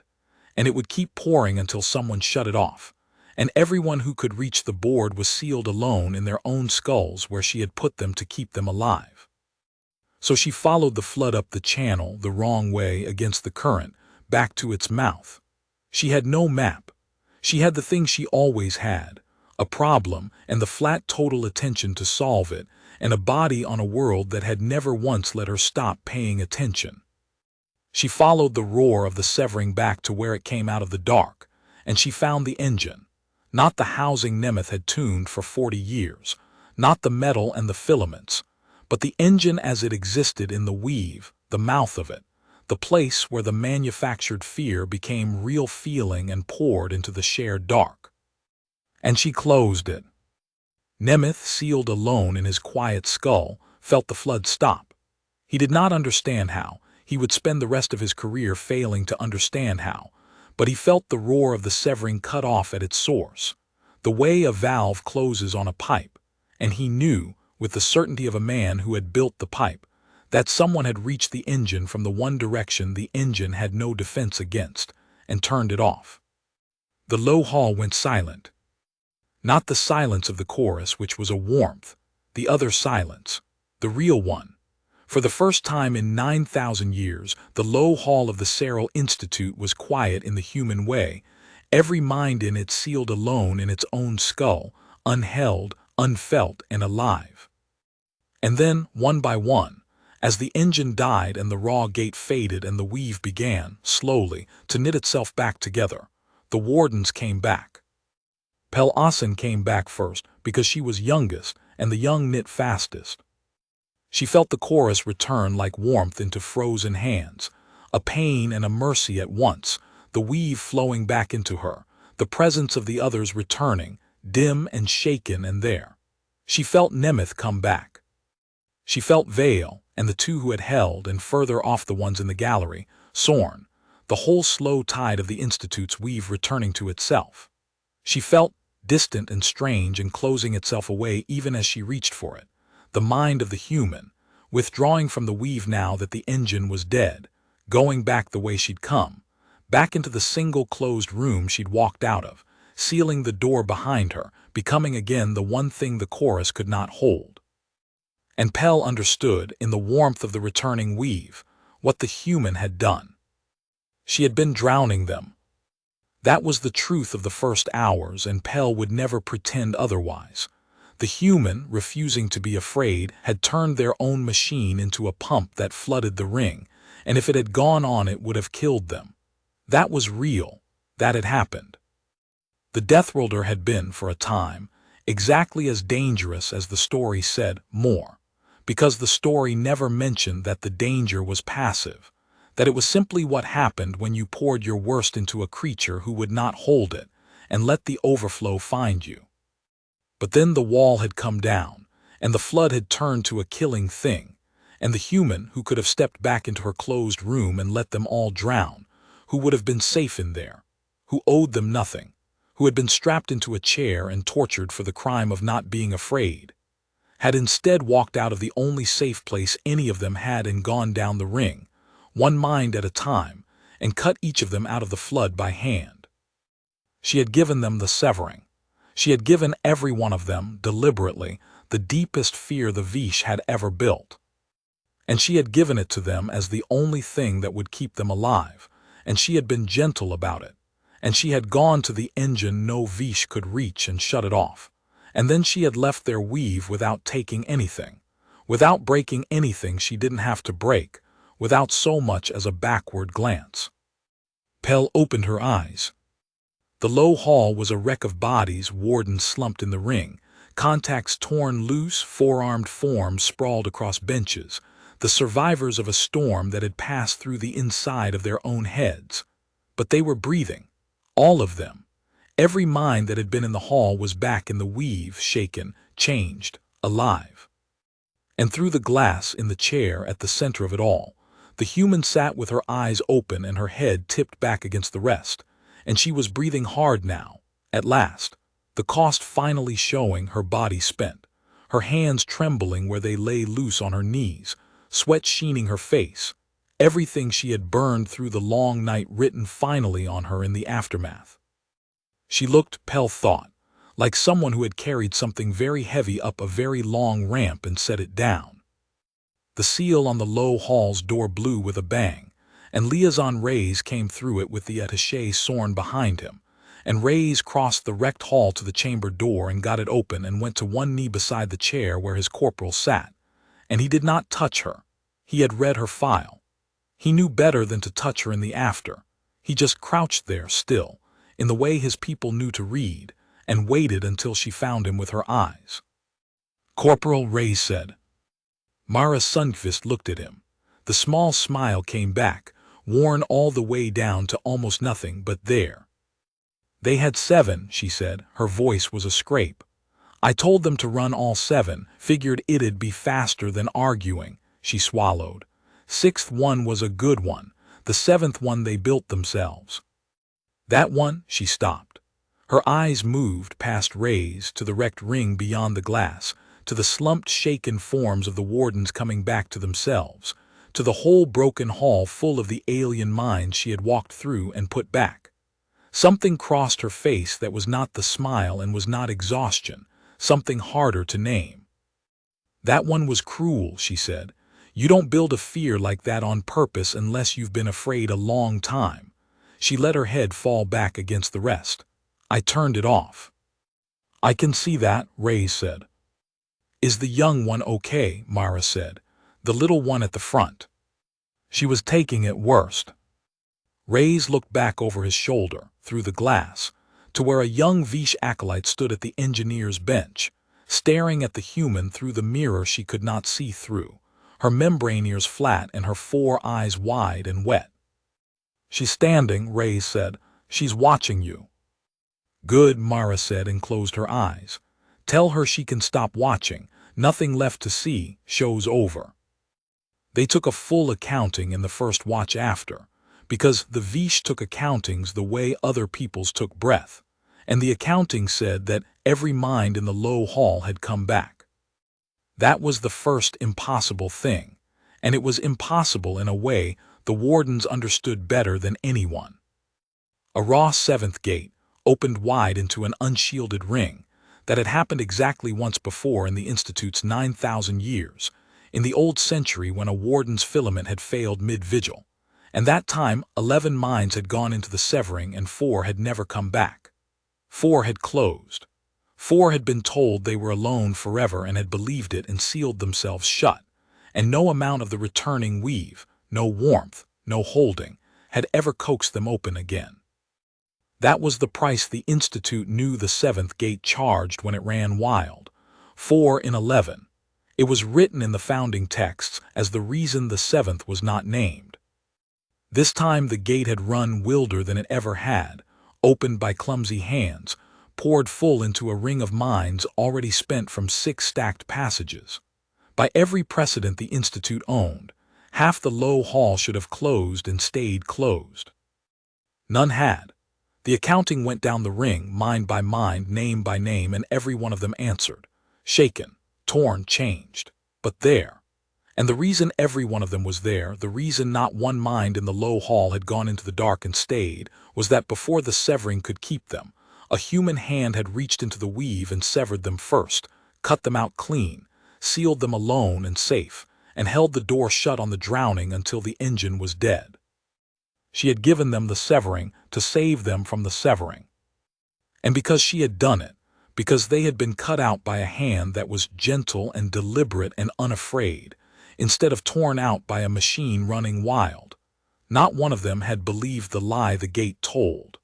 You could not believe you were alone forever when you had felt, in the very act of being severed, someone deciding to keep you alive.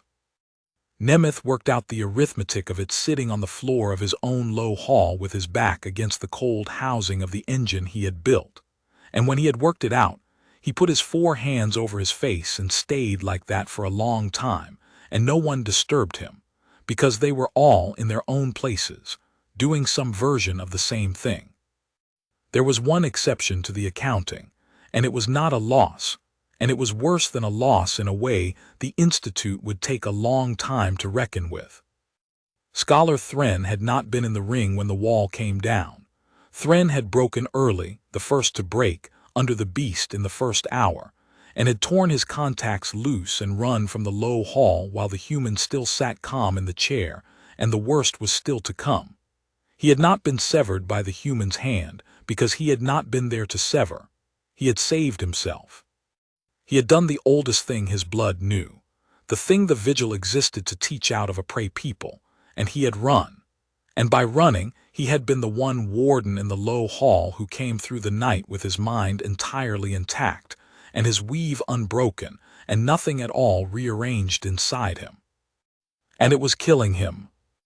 They found him in the outer corridor where he had stopped running, folded against the wall, and when the weave knit back together and he felt the others return, felt them come back changed, felt what they had been through, felt the shape of the mercy that had reached into the ring and cut them out one by one to keep them alive, Thren understood. With the total clarity, the weave did not permit a man to escape, exactly what he had done. He had run. The others had stayed and drowned and been saved.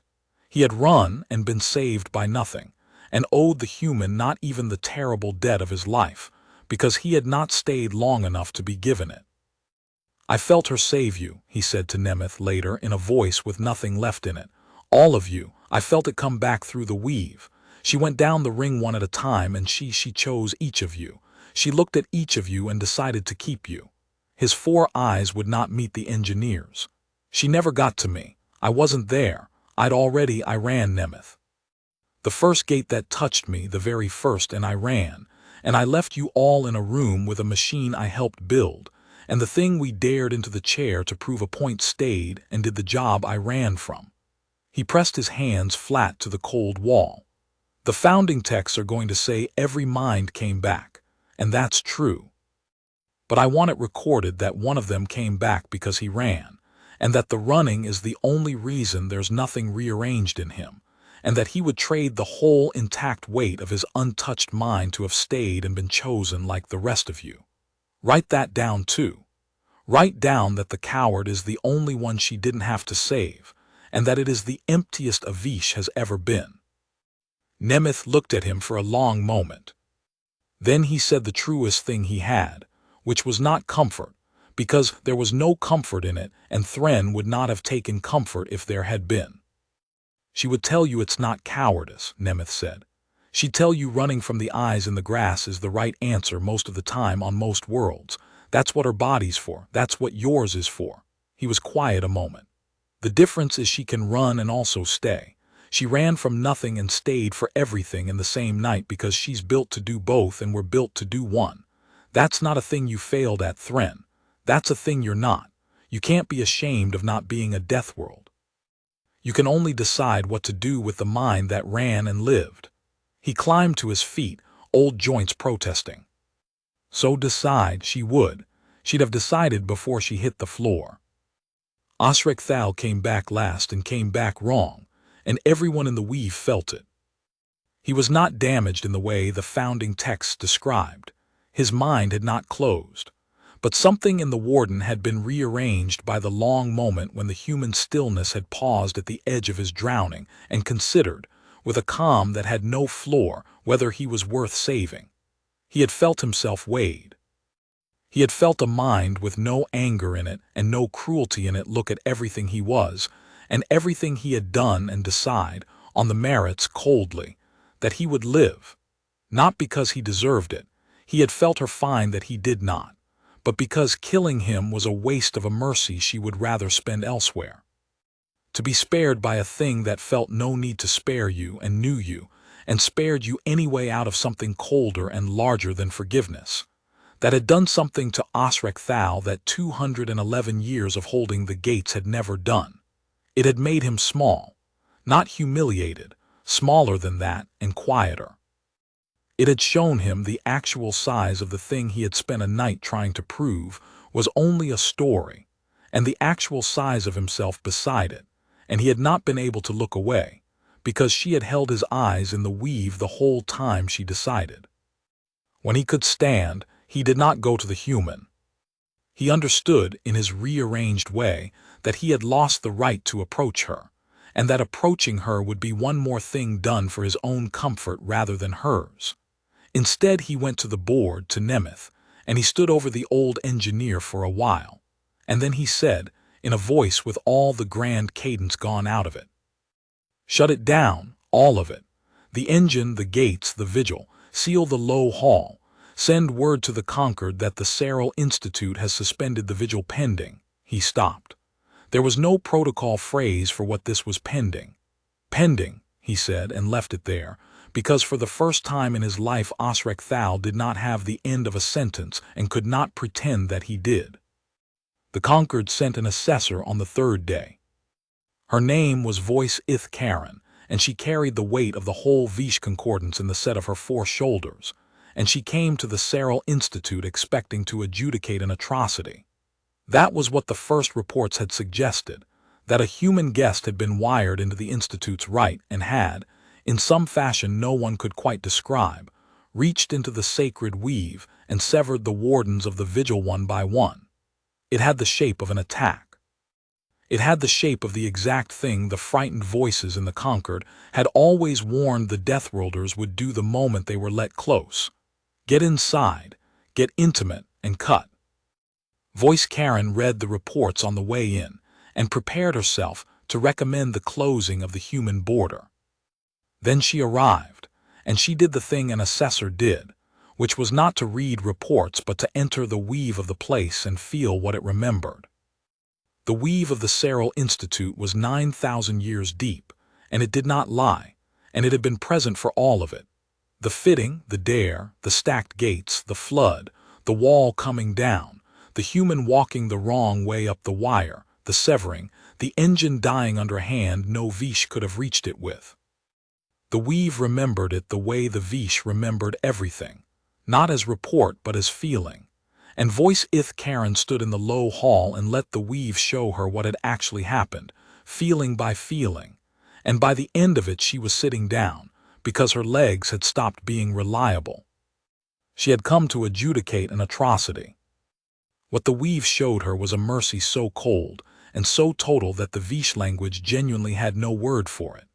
A guest they had strapped into a chair and tortured out of pride, who had endured the worst they could manufacture without anger and without breaking, and who, when their own cruelty turned and began to kill them, had walked out of the only safe place she had and spent herself to the edge of collapse saving the lives of the people who had done it to her, and had then left without asking for a single thing in return, not an apology, not a reckoning, not even acknowledgement, who had told the acolyte on the way out that the show was over, as though it had been a show, as though the whole thing had been to her a mildly tedious afternoon that ran long.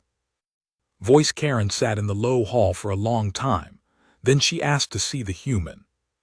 They would not let her see the human, because the human was asleep, and the human's liaison, the still gray-templed one, Reyes, had positioned himself outside the door of the guest quarters with the flat, immovable courtesy of a man who has decided a thing and will not be moved off it.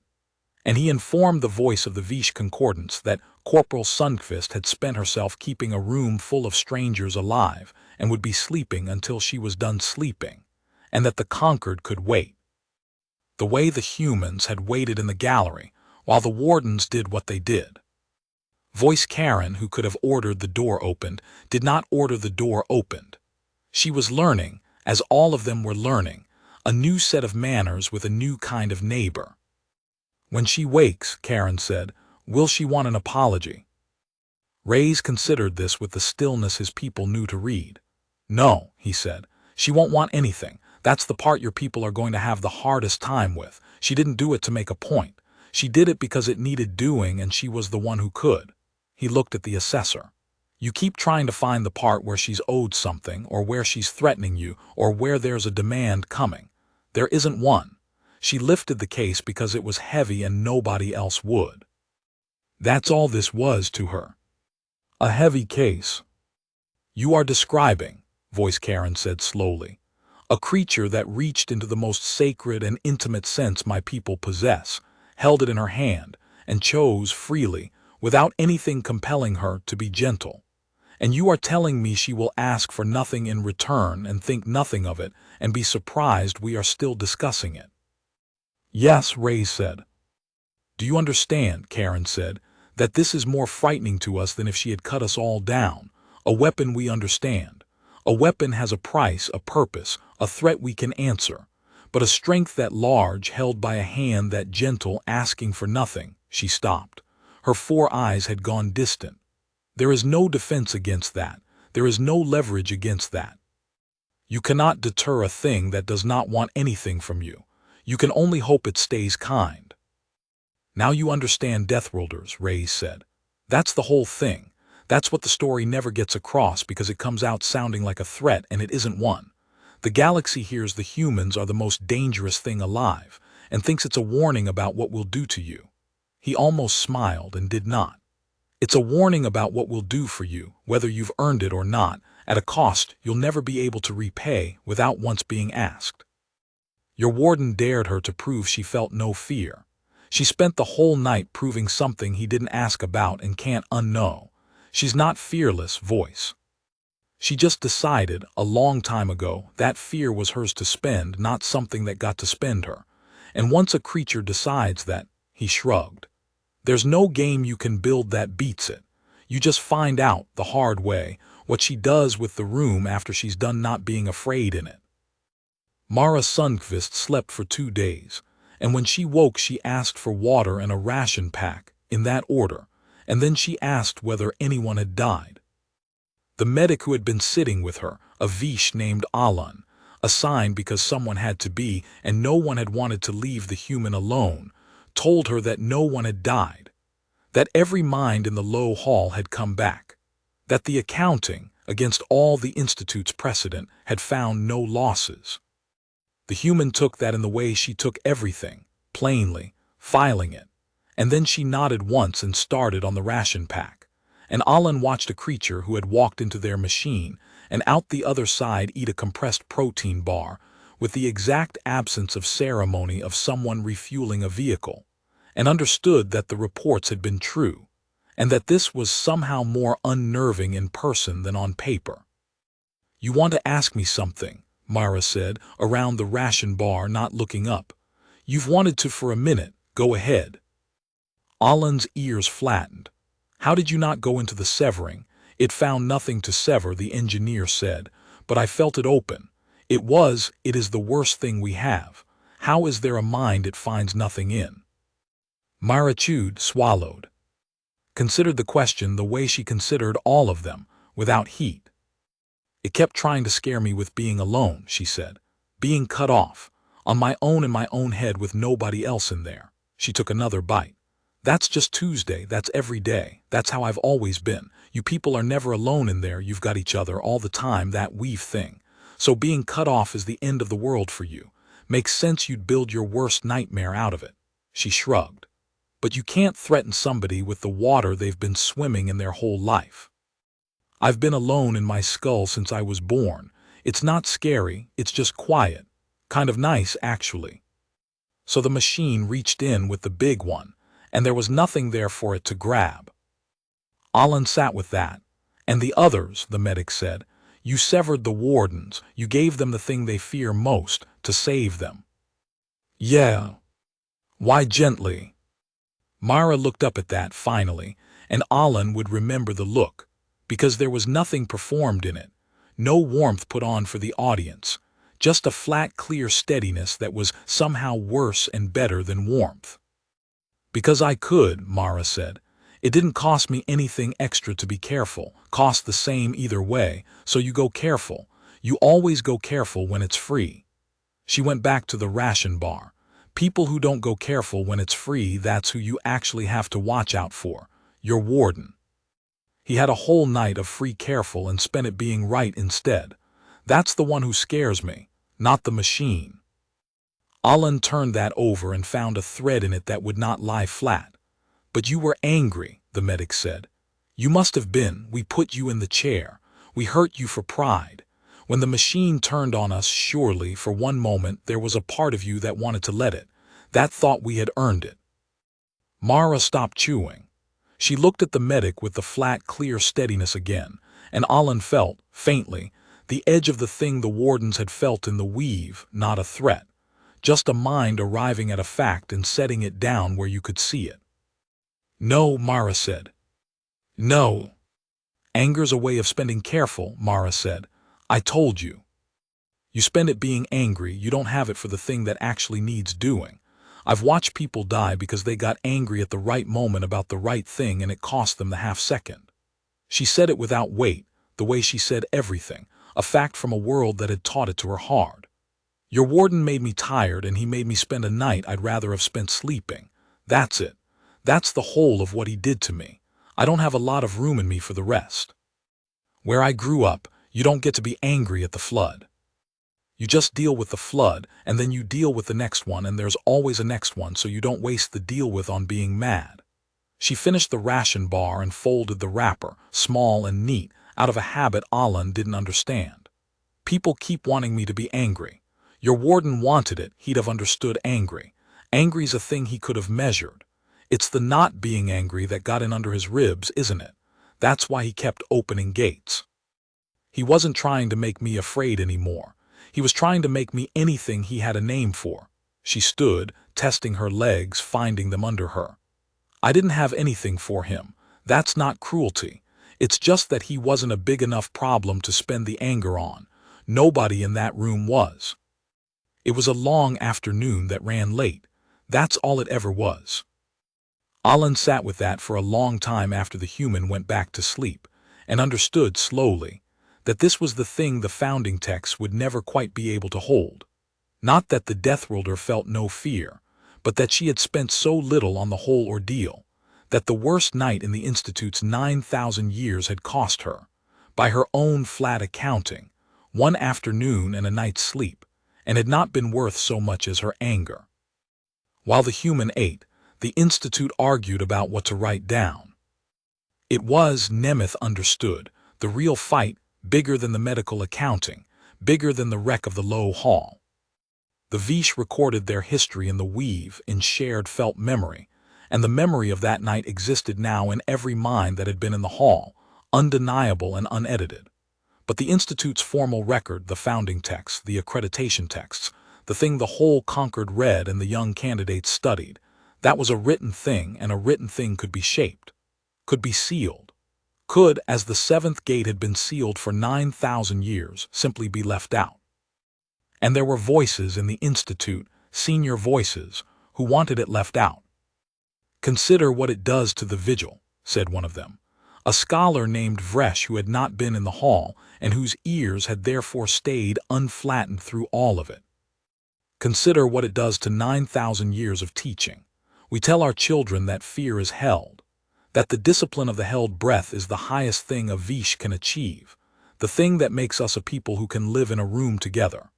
And now you want to record in the founding texts that a creature walked in off a survey ship and demonstrated, without training, without the weave, without even trying, that our highest achievement is a crutch she doesn't need.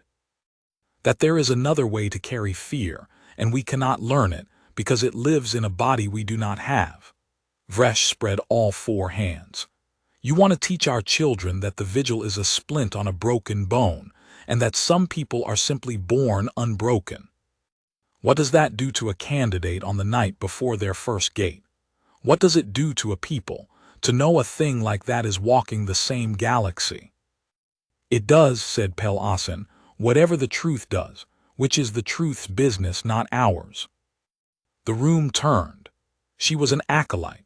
She had no standing to speak in the Record Council, but she had been in the hall, and her ears were flat, and she had felt the whole of it in her marrow, and something in the last 3 days had burned the deference out of her, the way the gates had failed to burn anything out of the human. "You want to seal it," Pel said, "the way we sealed the seventh gate, and I've spent 3 days thinking about what sealing the seventh gate actually bought us. We didn't name it because we were afraid of it. And because we didn't name it, our own warden could reach for it in a bad hour and open it clumsy into a room full of us, because it lived in the dark where no protocol could see it. If the seventh gate had been in the light, named, taught, watched, Osrek Thal could not have opened it the way he did, because we would all have known exactly what it was and stopped him." She looked around the ring of elders. "That's what sealing a true thing buys you. It doesn't make the thing go away. It just makes sure that when it comes for you, it comes in the dark, from a direction you swore it couldn't." "Silence." "Write it down," Pel said. "All of it. That we dared a guest into the gates out of pride. That she endured the 6 ancient fears without breaking and called the worst of them a good one. That our warden opened the unnamed seventh into his own people rather than be smaller than a story. That the guest we tortured saved every one of us, gently, at a cost to herself, and asked for nothing, and told me on her way out that the show was over. Her voice did not waver. Write it down so that the next candidate on the night before their first gate knows two things: that fear can be carried more ways than ours, and that the most dangerous creature any of us will ever meet looked at a room full of the people who hurt her and decided, coldly, to be kind. Let them be afraid of that. It's a better thing to be afraid of than the dark. Osric Thal ended his own tenure that evening, and he did it in the weave, where it could not be softened or edited, so that every Vish in the Institute felt him do it. He did not make a speech. He had lost the taste for the grand cadence somewhere in the low hall, and he did not go looking for it. He simply opened himself in the weave, the whole of it, the pride and the fear the pride had hidden and the ruin he had made, and let the Institute feel exactly what he had done and exactly why, holding nothing back, hiding in no dark. It was, in its way, the bravest thing he had ever done, and he knew the irony of that after 211 years of teaching courage, he had learned what it actually was only in the wreckage, from a creature who had never been taught it at all. Then he asked the Record Council to strike his name from the roll of wardens, and to enter in its place the account Pel Asen had given, unedited in full, including the parts that shamed him, especially the parts that shamed him. And then Warden Osric Thal, former warden, did the one thing left that he could do, which was to go to the guest quarters and stand outside the door where the liaison Rays still kept his flat, immovable watch, and ask, not to be admitted, but only to leave a message. "Tell her," Osric said, and stopped, because he had spent his whole life with the ends of sentences and now, for the second time, could not find one. He tried again. "Tell her I dared her because I could not bear to be smaller than the story about her kind, and that she made me smaller than the story, and then saved my life, and that I understand these are the same act, and I will spend what's left of mine trying to be worth the mercy she couldn't be bothered to withhold." He drew himself up the old height one last time. "Tell her the Institute has named the seventh gate. In her honor, though she will not want the honor, we are calling it the guest."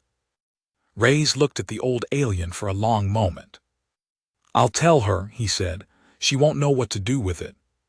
But I'll tell her." He paused, and then, because he was a diplomat and had spent 4 years learning when a thing needed saying, he added, "For what it's worth, she didn't save you because she thought you were worth it. Don't build a life around being worth it. She saved you because letting you die would have made her into the thing you accused her of being, and she wasn't going to let you make her that, even at the end, even that tired." He almost smiled again. "You didn't survive her mercy, Warden. You survived her refusing to let you define her. There's a difference. Live in the difference." Pel Asen asked to carry the message herself, and Reyes, after a look that measured her the way his corporal measured weather, let her through. The human was sitting on the edge of the bunk in the guest quarters when Pel came in, dressed again in the plain survey fatigues, the equipment cases she'd carried on the first day stacked and sealed by the door. She had, apparently, spent the morning packing, because there was work to be done, and she was the one who did it. She looked smaller than Pel remembered, and more ordinary. A young human woman with cropped brown hair and a faint pale scar through one eyebrow and forearms nicked from a lifetime of tasks, entirely unremarkable, the sort of person you would not notice in a crowd, which Pel now understood was the most dangerous kind of person there was. "You're the little one," Myra said, "from the front of the ring." Pel Asen. Acolyte, her ears wanted to flatten and she made them stay up. "I came to give you the warden's message, and the Institute's." "Go ahead." Pel gave it, the whole of it, the confession, the naming of the seventh gate, the honor Mara would not want. She watched the human receive it the way the reports had said she received everything, plainly, without heat, filing it. When Pel reached the part about the gate being named the guest, the human's mouth did the small thing at one corner, not quite the smile, something drier. "They named their worst nightmare after me," Mara said. "That's about right." She shook her head once. "Tell them thanks, I guess. Tell them they didn't have to." Tell them I'd rather they just took the machine apart, but I'm a guest, so I'll take the gesture. She stood and picked up one of the cases, testing its weight out of habit. Anything else? And Pell, who had come to deliver a message and had meant to leave, found that she could not leave, because the thing she had actually come to ask had been sitting under her tongue for 3 days. "Why did you hold the door?" Pell said. "At the start, before the wall came down, when the overflow first started reaching us, I felt you take it off of me. I was at the outer edge I couldn't hold, and you put yourself between me and the flood, and it cost you. I felt it cost you, and you didn't have to. We had strapped you into a chair. We were trying to break you. And the very first moment our own machine started to hurt us, before any of the rest of it, you, a stranger from a world we filed as an error, you started protecting the weakest one in the room. Me. Why?" The human looked at her for a while. "You want it to be a big reason," Mara said finally. "It's not a big reason. You were the one who was going to get hurt first and worst, and you hadn't done anything. The old one dared me. The engineer ran the board. You just wanted to watch, and you got in over your head and started drowning." She set the case back down. "Where I'm from, you don't let the small one drown because the big ones are being idiots. That's not a philosophy. It's just how you stay a person. You put yourself between the flood and whoever can't take it, and you hold as long as you can, and if you can't hold, you find another way. That's it. That's the whole thing." She almost sounded impatient, not with Pell, but with the size Pell kept trying to make it. "Your warden thought I was some kind of monster he had to measure. I'm not a monster. A monster would have let you drown. I'm just somebody who grew up somewhere that punished you for not paying attention, so I pay attention, and when I saw a kid going under, I did the boring, obvious thing. You keep looking for the trick. There's no trick. There's just you hold the door. You've always held the door. That's the job." "We couldn't have held it," Pell said quietly. "Any of us, not against what came through. We'd have died holding it." "Yeah," Mara said. "That's the part your people are going to have to sit with. Not that I'm dangerous. That the reason I could hold it is the same reason your worst nightmare didn't work on me, because I've been alone in my own head my whole life, carrying my own weather, and you've never once had to. You've always had each other. That's a gift. It's a real gift. I'm not being kind about it, I mean it. But it's also why the door was too heavy for you and light for me." She picked the case back up. "Don't envy it. It comes with being alone in here every second of every day, and most of your people would call that the 7th gate and never come out. I call it Tuesday. Trade you never works out the way anybody thinks." Pell's ears finally flattened all the way, and this time she let them. "May I record this?" she said. "This conversation in the founding texts, what you just said about the door and the trade. You're going to record it whether I say yes or not," Mara said, not unkindly. "You people write everything down." She hefted the case toward the door. "Yeah, record it. Maybe it keeps the next old man from daring the next quiet girl into a chair. Probably won't, but maybe." At the door she paused and looked back, and the dry not-quite smile came again. "Tell your warden something from me since he's collecting messages." "Anything." "Tell him he wanted a number for us. For deathworlders. Something he could write down and file and stop being scared of." Mara shouldered the door open. "The number's 1.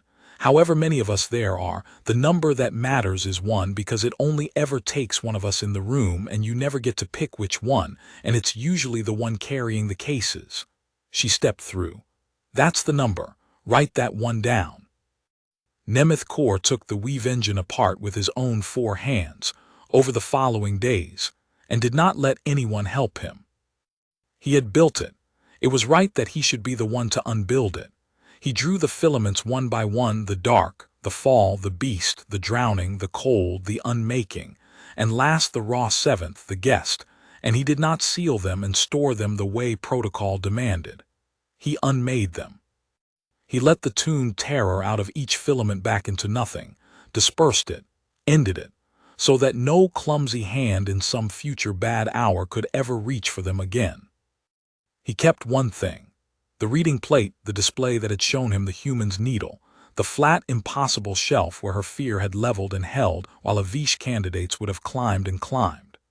He kept it because he wanted, in whatever years he had left, to be able to look at the shape of the thing that had taught him, at 70 years old and 40 years a scholar of fear, that he had spent his whole life measuring the wrong quantity. He had measured how much fear a mind could hold. He had never once thought to measure how fast a mind could let it go. The human had come in and leveled his needle, and shown him that the entire axis of his life's work had been sideways to the real question, and he was too old to build a new instrument, and too honest to pretend he hadn't seen it. "What will you teach?" Pell asked him near the end, watching him disperse the last of the filaments. "If not the vigil, if not holding, what's left to teach a prey people about fear?" Nemeth worked in silence for a while. "The truth, I think," he said at last, "that there is more than one way to carry it, that ours is not the only way or the highest way, only the way our particular blood found. That somewhere out there is a whole world of people who carry it another way entirely, and that we cannot become them and should not try, and should not envy them, because their way costs them a loneliness we would not survive." He set down the last filament. "And that when one of them walks into our room, and more of them will now, the border is opening, we should remember that the most dangerous thing in the galaxy is also, as it happens, the thing most likely to hold the door for us. And that it will not ask to be thanked, and that this should frighten us less than it frightens us, and humble us more than it humbles us." He almost smiled, the way the old smile before the low hall. "That's a whole curriculum, acolyte. That should keep the Institute busy another 9,000 years. Voice Ith Karen did not close the human border. She recommended the opposite, and she did it in a report that would be argued over in the Concord for a generation, and the heart of it was a single reversal that cost her, personally, a great deal to write. She had come to the Seral Institute carrying the fear the whole concordance carried, the fear of the Deathworlders, the cold front word, the certainty that the humans were a blade the galaxy had been foolish enough to let close to its throat. She left carrying a different fear, and a harder one, and she wrote it plainly because an assessor who softened the truth was no assessor at all. The Concord had been afraid of the wrong thing. It had been afraid that the humans would do to the galaxy what the galaxy would have done in their place, that a species that powerful would use the power the way power was always used, to take, to rule, to make others small. That fear was manageable. You could arm against it, treaty against it, watch for it. It was an ordinary fear. But the Institute had run the experiment the whole Concord had been too cautious to run. It had taken a human, an unremarkable one, a young one, the one carrying the cases, and it had put her in the worst room the Vish had ever built, and it had done everything in its considerable 9,000-year power to break her, and what had come out was not a conqueror.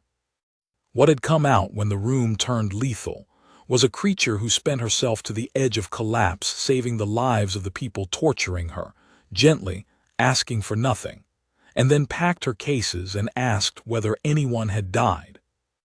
That was the thing to be afraid of, Karen wrote, and it was not a thing you could arm against, because it was not aimed at you. The Deathworlders were not a blade at the galaxy's throat. They were a strength so far past the galaxies that they had stopped needing to prove it, and had settled instead into simply doing the boring, obvious right thing at costs no one else could pay, without being asked, without keeping score.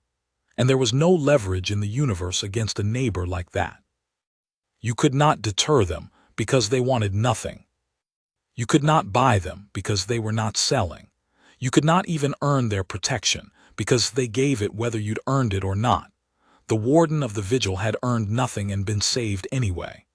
All you could do was be the kind of neighbor that a creature like that was glad to hold the door for, and hope, and know that the hoping was the whole of your security forever.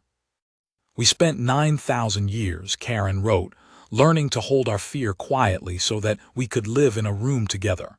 We were proud of it. We built an institute to it.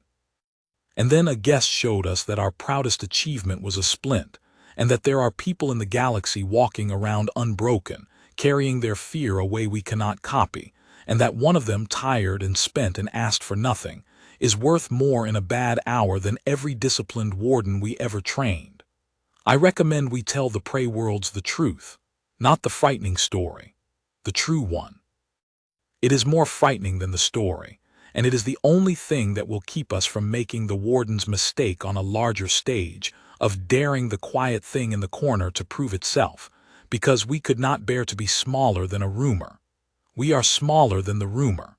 That is the finding. Let us be wise enough to be small, so that we never again make one of them prove how large. The report ended there. It was not the report she had come to write. It was the truer one, and Ith Karen, who was an assessor to the Marrow, sent it as it stood. The linguist, whose name was Adiz Akoro, and who had spent 6 days asking sharp questions about the weave, got the answer to all of them at once and did not like it. She had wanted to study the chorus, the shared sense, the Vish's great gift, the thing her whole discipline had crossed the galaxy to understand. She had imagined a lifetime of careful work, mapping the weave, learning its grammar, and she had imagined, privately, the paper she would write, the one that would make her name. And then she had stood in the gallery through the long night with Rays and Sorn, feeling the edges of a thing too big for her instruments, and she had understood that the most important fact about the weave had just been demonstrated in the low hall, and it was not a fact she could put in a paper. "They feel each other," she said to Rays on the 7th day as the delegation packed. "All the time, every one of them their whole lives, they're never alone in there." She was quiet a moment. "And it makes them strong in a way we'll never be. They can coordinate without speaking, grieve together, hold each other up through things that would break any one of us alone. It's beautiful, Daniel. It's genuinely the most beautiful thing I've studied." "But," Ray said, because there was a but in her voice. "But it's also why she beat them," Akoro said. "The exact same thing. They've never been alone, so being alone is their apocalypse. That's the 7th gate, that's the whole horror they built. And she's been alone in her own skull since the day she was born, so their apocalypse is her ordinary Tuesday, and the machine reached in with everything and there was just nothing to grab." She shook her head slowly. "We keep thinking our strength is the thing that makes us dangerous. It isn't. Our strength is ordinary. Every species is strong at something. The thing that makes us dangerous is that we're strong at being alone. We do the one thing every other species finds unbearable, and we do it so completely that we've built entire lives, entire people, out of a condition that is, to the Vish, literally the worst fear they can imagine." She looked at the older man. "We're not the most powerful thing in the galaxy, Daniel. We're the loneliest. It just turns out those are almost the same word." Rays considered that for a while. "Write that one down," he said. "That's the paper." "No," Akoro said. "That's not a paper, that's a warning label, and the people who need to read it won't, and the people who read it won't need to." She sealed the last case. "I'll write the boring version, the weave grammar. It'll make my name, and the true version I'll just carry, alone. In here." She tapped her temple and gave a short, humorless breath that was almost the human's dry not-quite smile. "Turns out we're good at that." On the last morning, before the ship, Osrek Thal did a thing no former warden had ever done, and no one stopped him, because there was no one left with the standing or the will to stop him. He went to the low hall, sealed now, dark, the engine gone to parts in Nemeth's careful hands, and he opened it in the weave to the whole institute, every mind, acolyte and elder alike, and he held the memory of the night open for all of them to feel, unedited, unsoftened, the way Pell had demanded it be recorded. The dare, the stacked gates, the wall coming down, the human walking the wrong way up the wire, the severing, gentle, one mind at a time. The engine dying under a hand that should not have been able to reach it. And at the center of all of it, in the chair, the small calm shape that had endured the worst they had, and then spent herself saving them and asked whether anyone had died.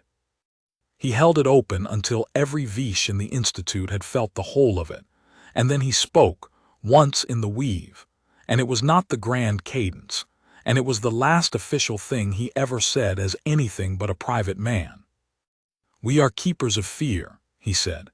That was always our pride, that we, of all the prey peoples, had looked our terror in the face and learned to hold it quietly.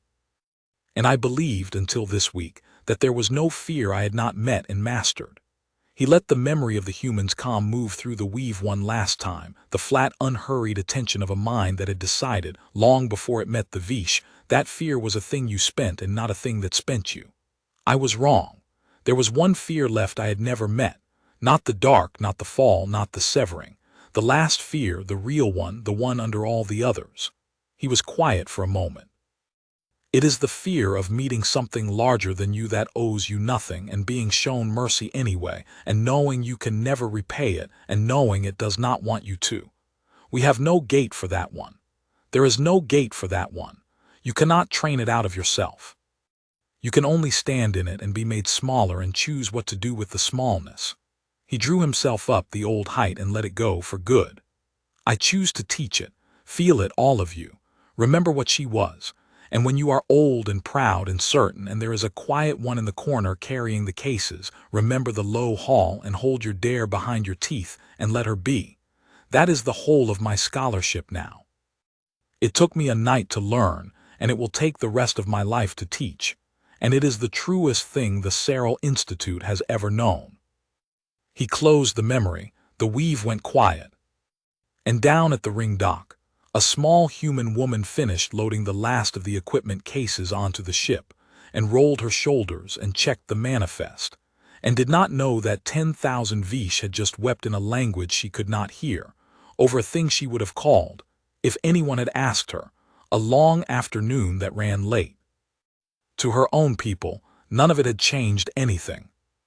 That was the part the Vish who lingered near the dock could not stop watching. The two enlisted humans who had come on the manifest, a broad, quiet one named Booth and a younger one named Pharaoh, spent the last morning doing exactly what they had done the first, loading crates and checking straps, and giving the corporal a hard time about the way she stacked the cases. And not one of them treated her as anything but what she was to them, a reliable pair of hands who could carry more than she looked like she could and never complained about it. Word of the low hall had gone through the human delegation the way word goes through any small unit, in a few flat sentences, and the response had been a few flat sentences back, and then they had gone back to work. "Heard you sat there whole ghost train and asked for seconds," Pharaoh said, handing up a case. "There wasn't a seconds," Mara said. 7 and done." 7, Pharaoh whistled. "Ray said the old one opened one they don't even got a name for." "They've got a name for it now," Mara said. "They named it after me." She caught the next case, swung it into the rack. "Don't put that on my headstone." Booth laughed low, and that was the whole of it. The sum total of the human sides reckoning with a thing that had rewritten 9,000 years of Vish history. A joke about a headstone, and back to the straps. The Vish watching from the edge of the dock felt, through the weave, one another's slow, bewildered awe at a people who could do what this one had done and then stand around teasing each other about crate stacking. And none of them had a word for that either. And Sorn, the attaché, said quietly to no one that she thought perhaps this was the most human thing of all, that the terror the whole galaxy carried about the Deathworlders was, to the Deathworlders, not even worth being solemn about. It was Tuesday. It was a heavy case. You lifted it and you made a joke and you got back to work. Pel Asen went down to the ring dock on the last morning, because she could not let the human leave without doing one thing, and she had spent 2 nights deciding what the thing was. She found the delegation nearly loaded. The liaison Rays stood at the foot of the ramp with a data slate, running the manifest with the linguist. The 2 enlisted were stowing the last of it. And the human, the small one, the one the whole galaxy would now, in some quiet corner of its records, be a little afraid of, and would never be able to say exactly why, was crouched at the base of a supply crate, resealing a strap that had worked loose, entirely absorbed in the small mechanical task, exactly the kind of person you would not look at twice. Pel had come with a speech. She had built it carefully, the way the Institute built everything, and it was a good speech, about gratitude and understanding and the naming of the seventh gate and the founding texts and the 9,000 years and the lesson the Vish would carry forward. She had rehearsed it in the weave until it was smooth. She looked at the human resealing the strap, and she put the speech down because she understood finally that it was a speech built for a monument, and the person in front of her was not a monument, was in fact aggressively not a monument, was a young woman fixing a strap, and that the most honest thing Pell could do was talk to the person and not the monument. "I wanted to thank you," Pell said. "I had a whole speech. It was very good. It had the founding texts in it." Mara glanced up, the dry not quite smile. "I bet it did." "I'm not going to give it," Pell said, "because you'd hate it and because it was really for us, not for you. Thank you speeches usually are." She crouched down across the crate so they were at a level, and the young acolyte and the young human looked at each other across a supply crate on a dock at the edge of a 9,000-year-old institute, two small, ordinary-looking creatures and neither of them a monument. "I just wanted to say one true thing, not a speech, one thing." "Go ahead." "When you looked at me," Pell said, "in the beast the first hour before any of it went wrong, when your attention turned toward me for a second, it was the most frightened I have ever been in my life, and I still dream about it, and I probably always will." She held the human's eyes. "And then at the end, when the wall came down and I was drowning, the same thing turned toward me again, the exact same thing, and cut me out of the flood and saved my life. Same attention, same cold, same you. The thing that frightened me most and the thing that saved me were not two things. They were one thing looking at me twice." Her ears flattened and she let them. "I came to thank the thing that saved me. But I understand now that I can't thank it without thanking the thing that frightened me, because they're the same and you can't have one without the other, and that's the whole truth of what you are, and I don't think there's a word for it in any language, ours or yours." She took a breath. "So instead of thank you, I'm going to say, I felt you decide to be kind, when you didn't have to, when we'd earned the opposite. I felt the exact moment. And I'm going to spend my whole life making sure my people remember that the most dangerous thing we ever met chose that. Not because it was weak, because it was strong enough not to need anything else. That's the thing I'll carry. That's my thank you." Mara Sundqvist finished the strap. She checked it once, a tug to be sure, the way she checked everything. Then she stood and looked down at the small alien acolyte still crouched by the crate. And for a moment something moved behind the flat, steady eyes that was not the smile and was not the cold, something that Pell would try for years to name and never quite manage. "You're going to be all right," Mara said. "You're the one who stood up in the hall. You took your contacts off and you said the true thing out loud when everybody senior to you was busy being wrong." She picked up the crate as though it weighed nothing, though Pell had watched two enlisted struggle with it. "That's the job too, not just holding the door. Sometimes it's standing up in a room full of people who outrank you and saying the quiet, obvious thing nobody wants to hear." She started up the ramp and paused and looked back and gave the small alien the last of the dry not quite smile. "You didn't need me to teach you that one. You already had it. Keep it. It's rarer than what I've got and it costs more, and your people are going to need it a lot more than they need to be afraid of mine."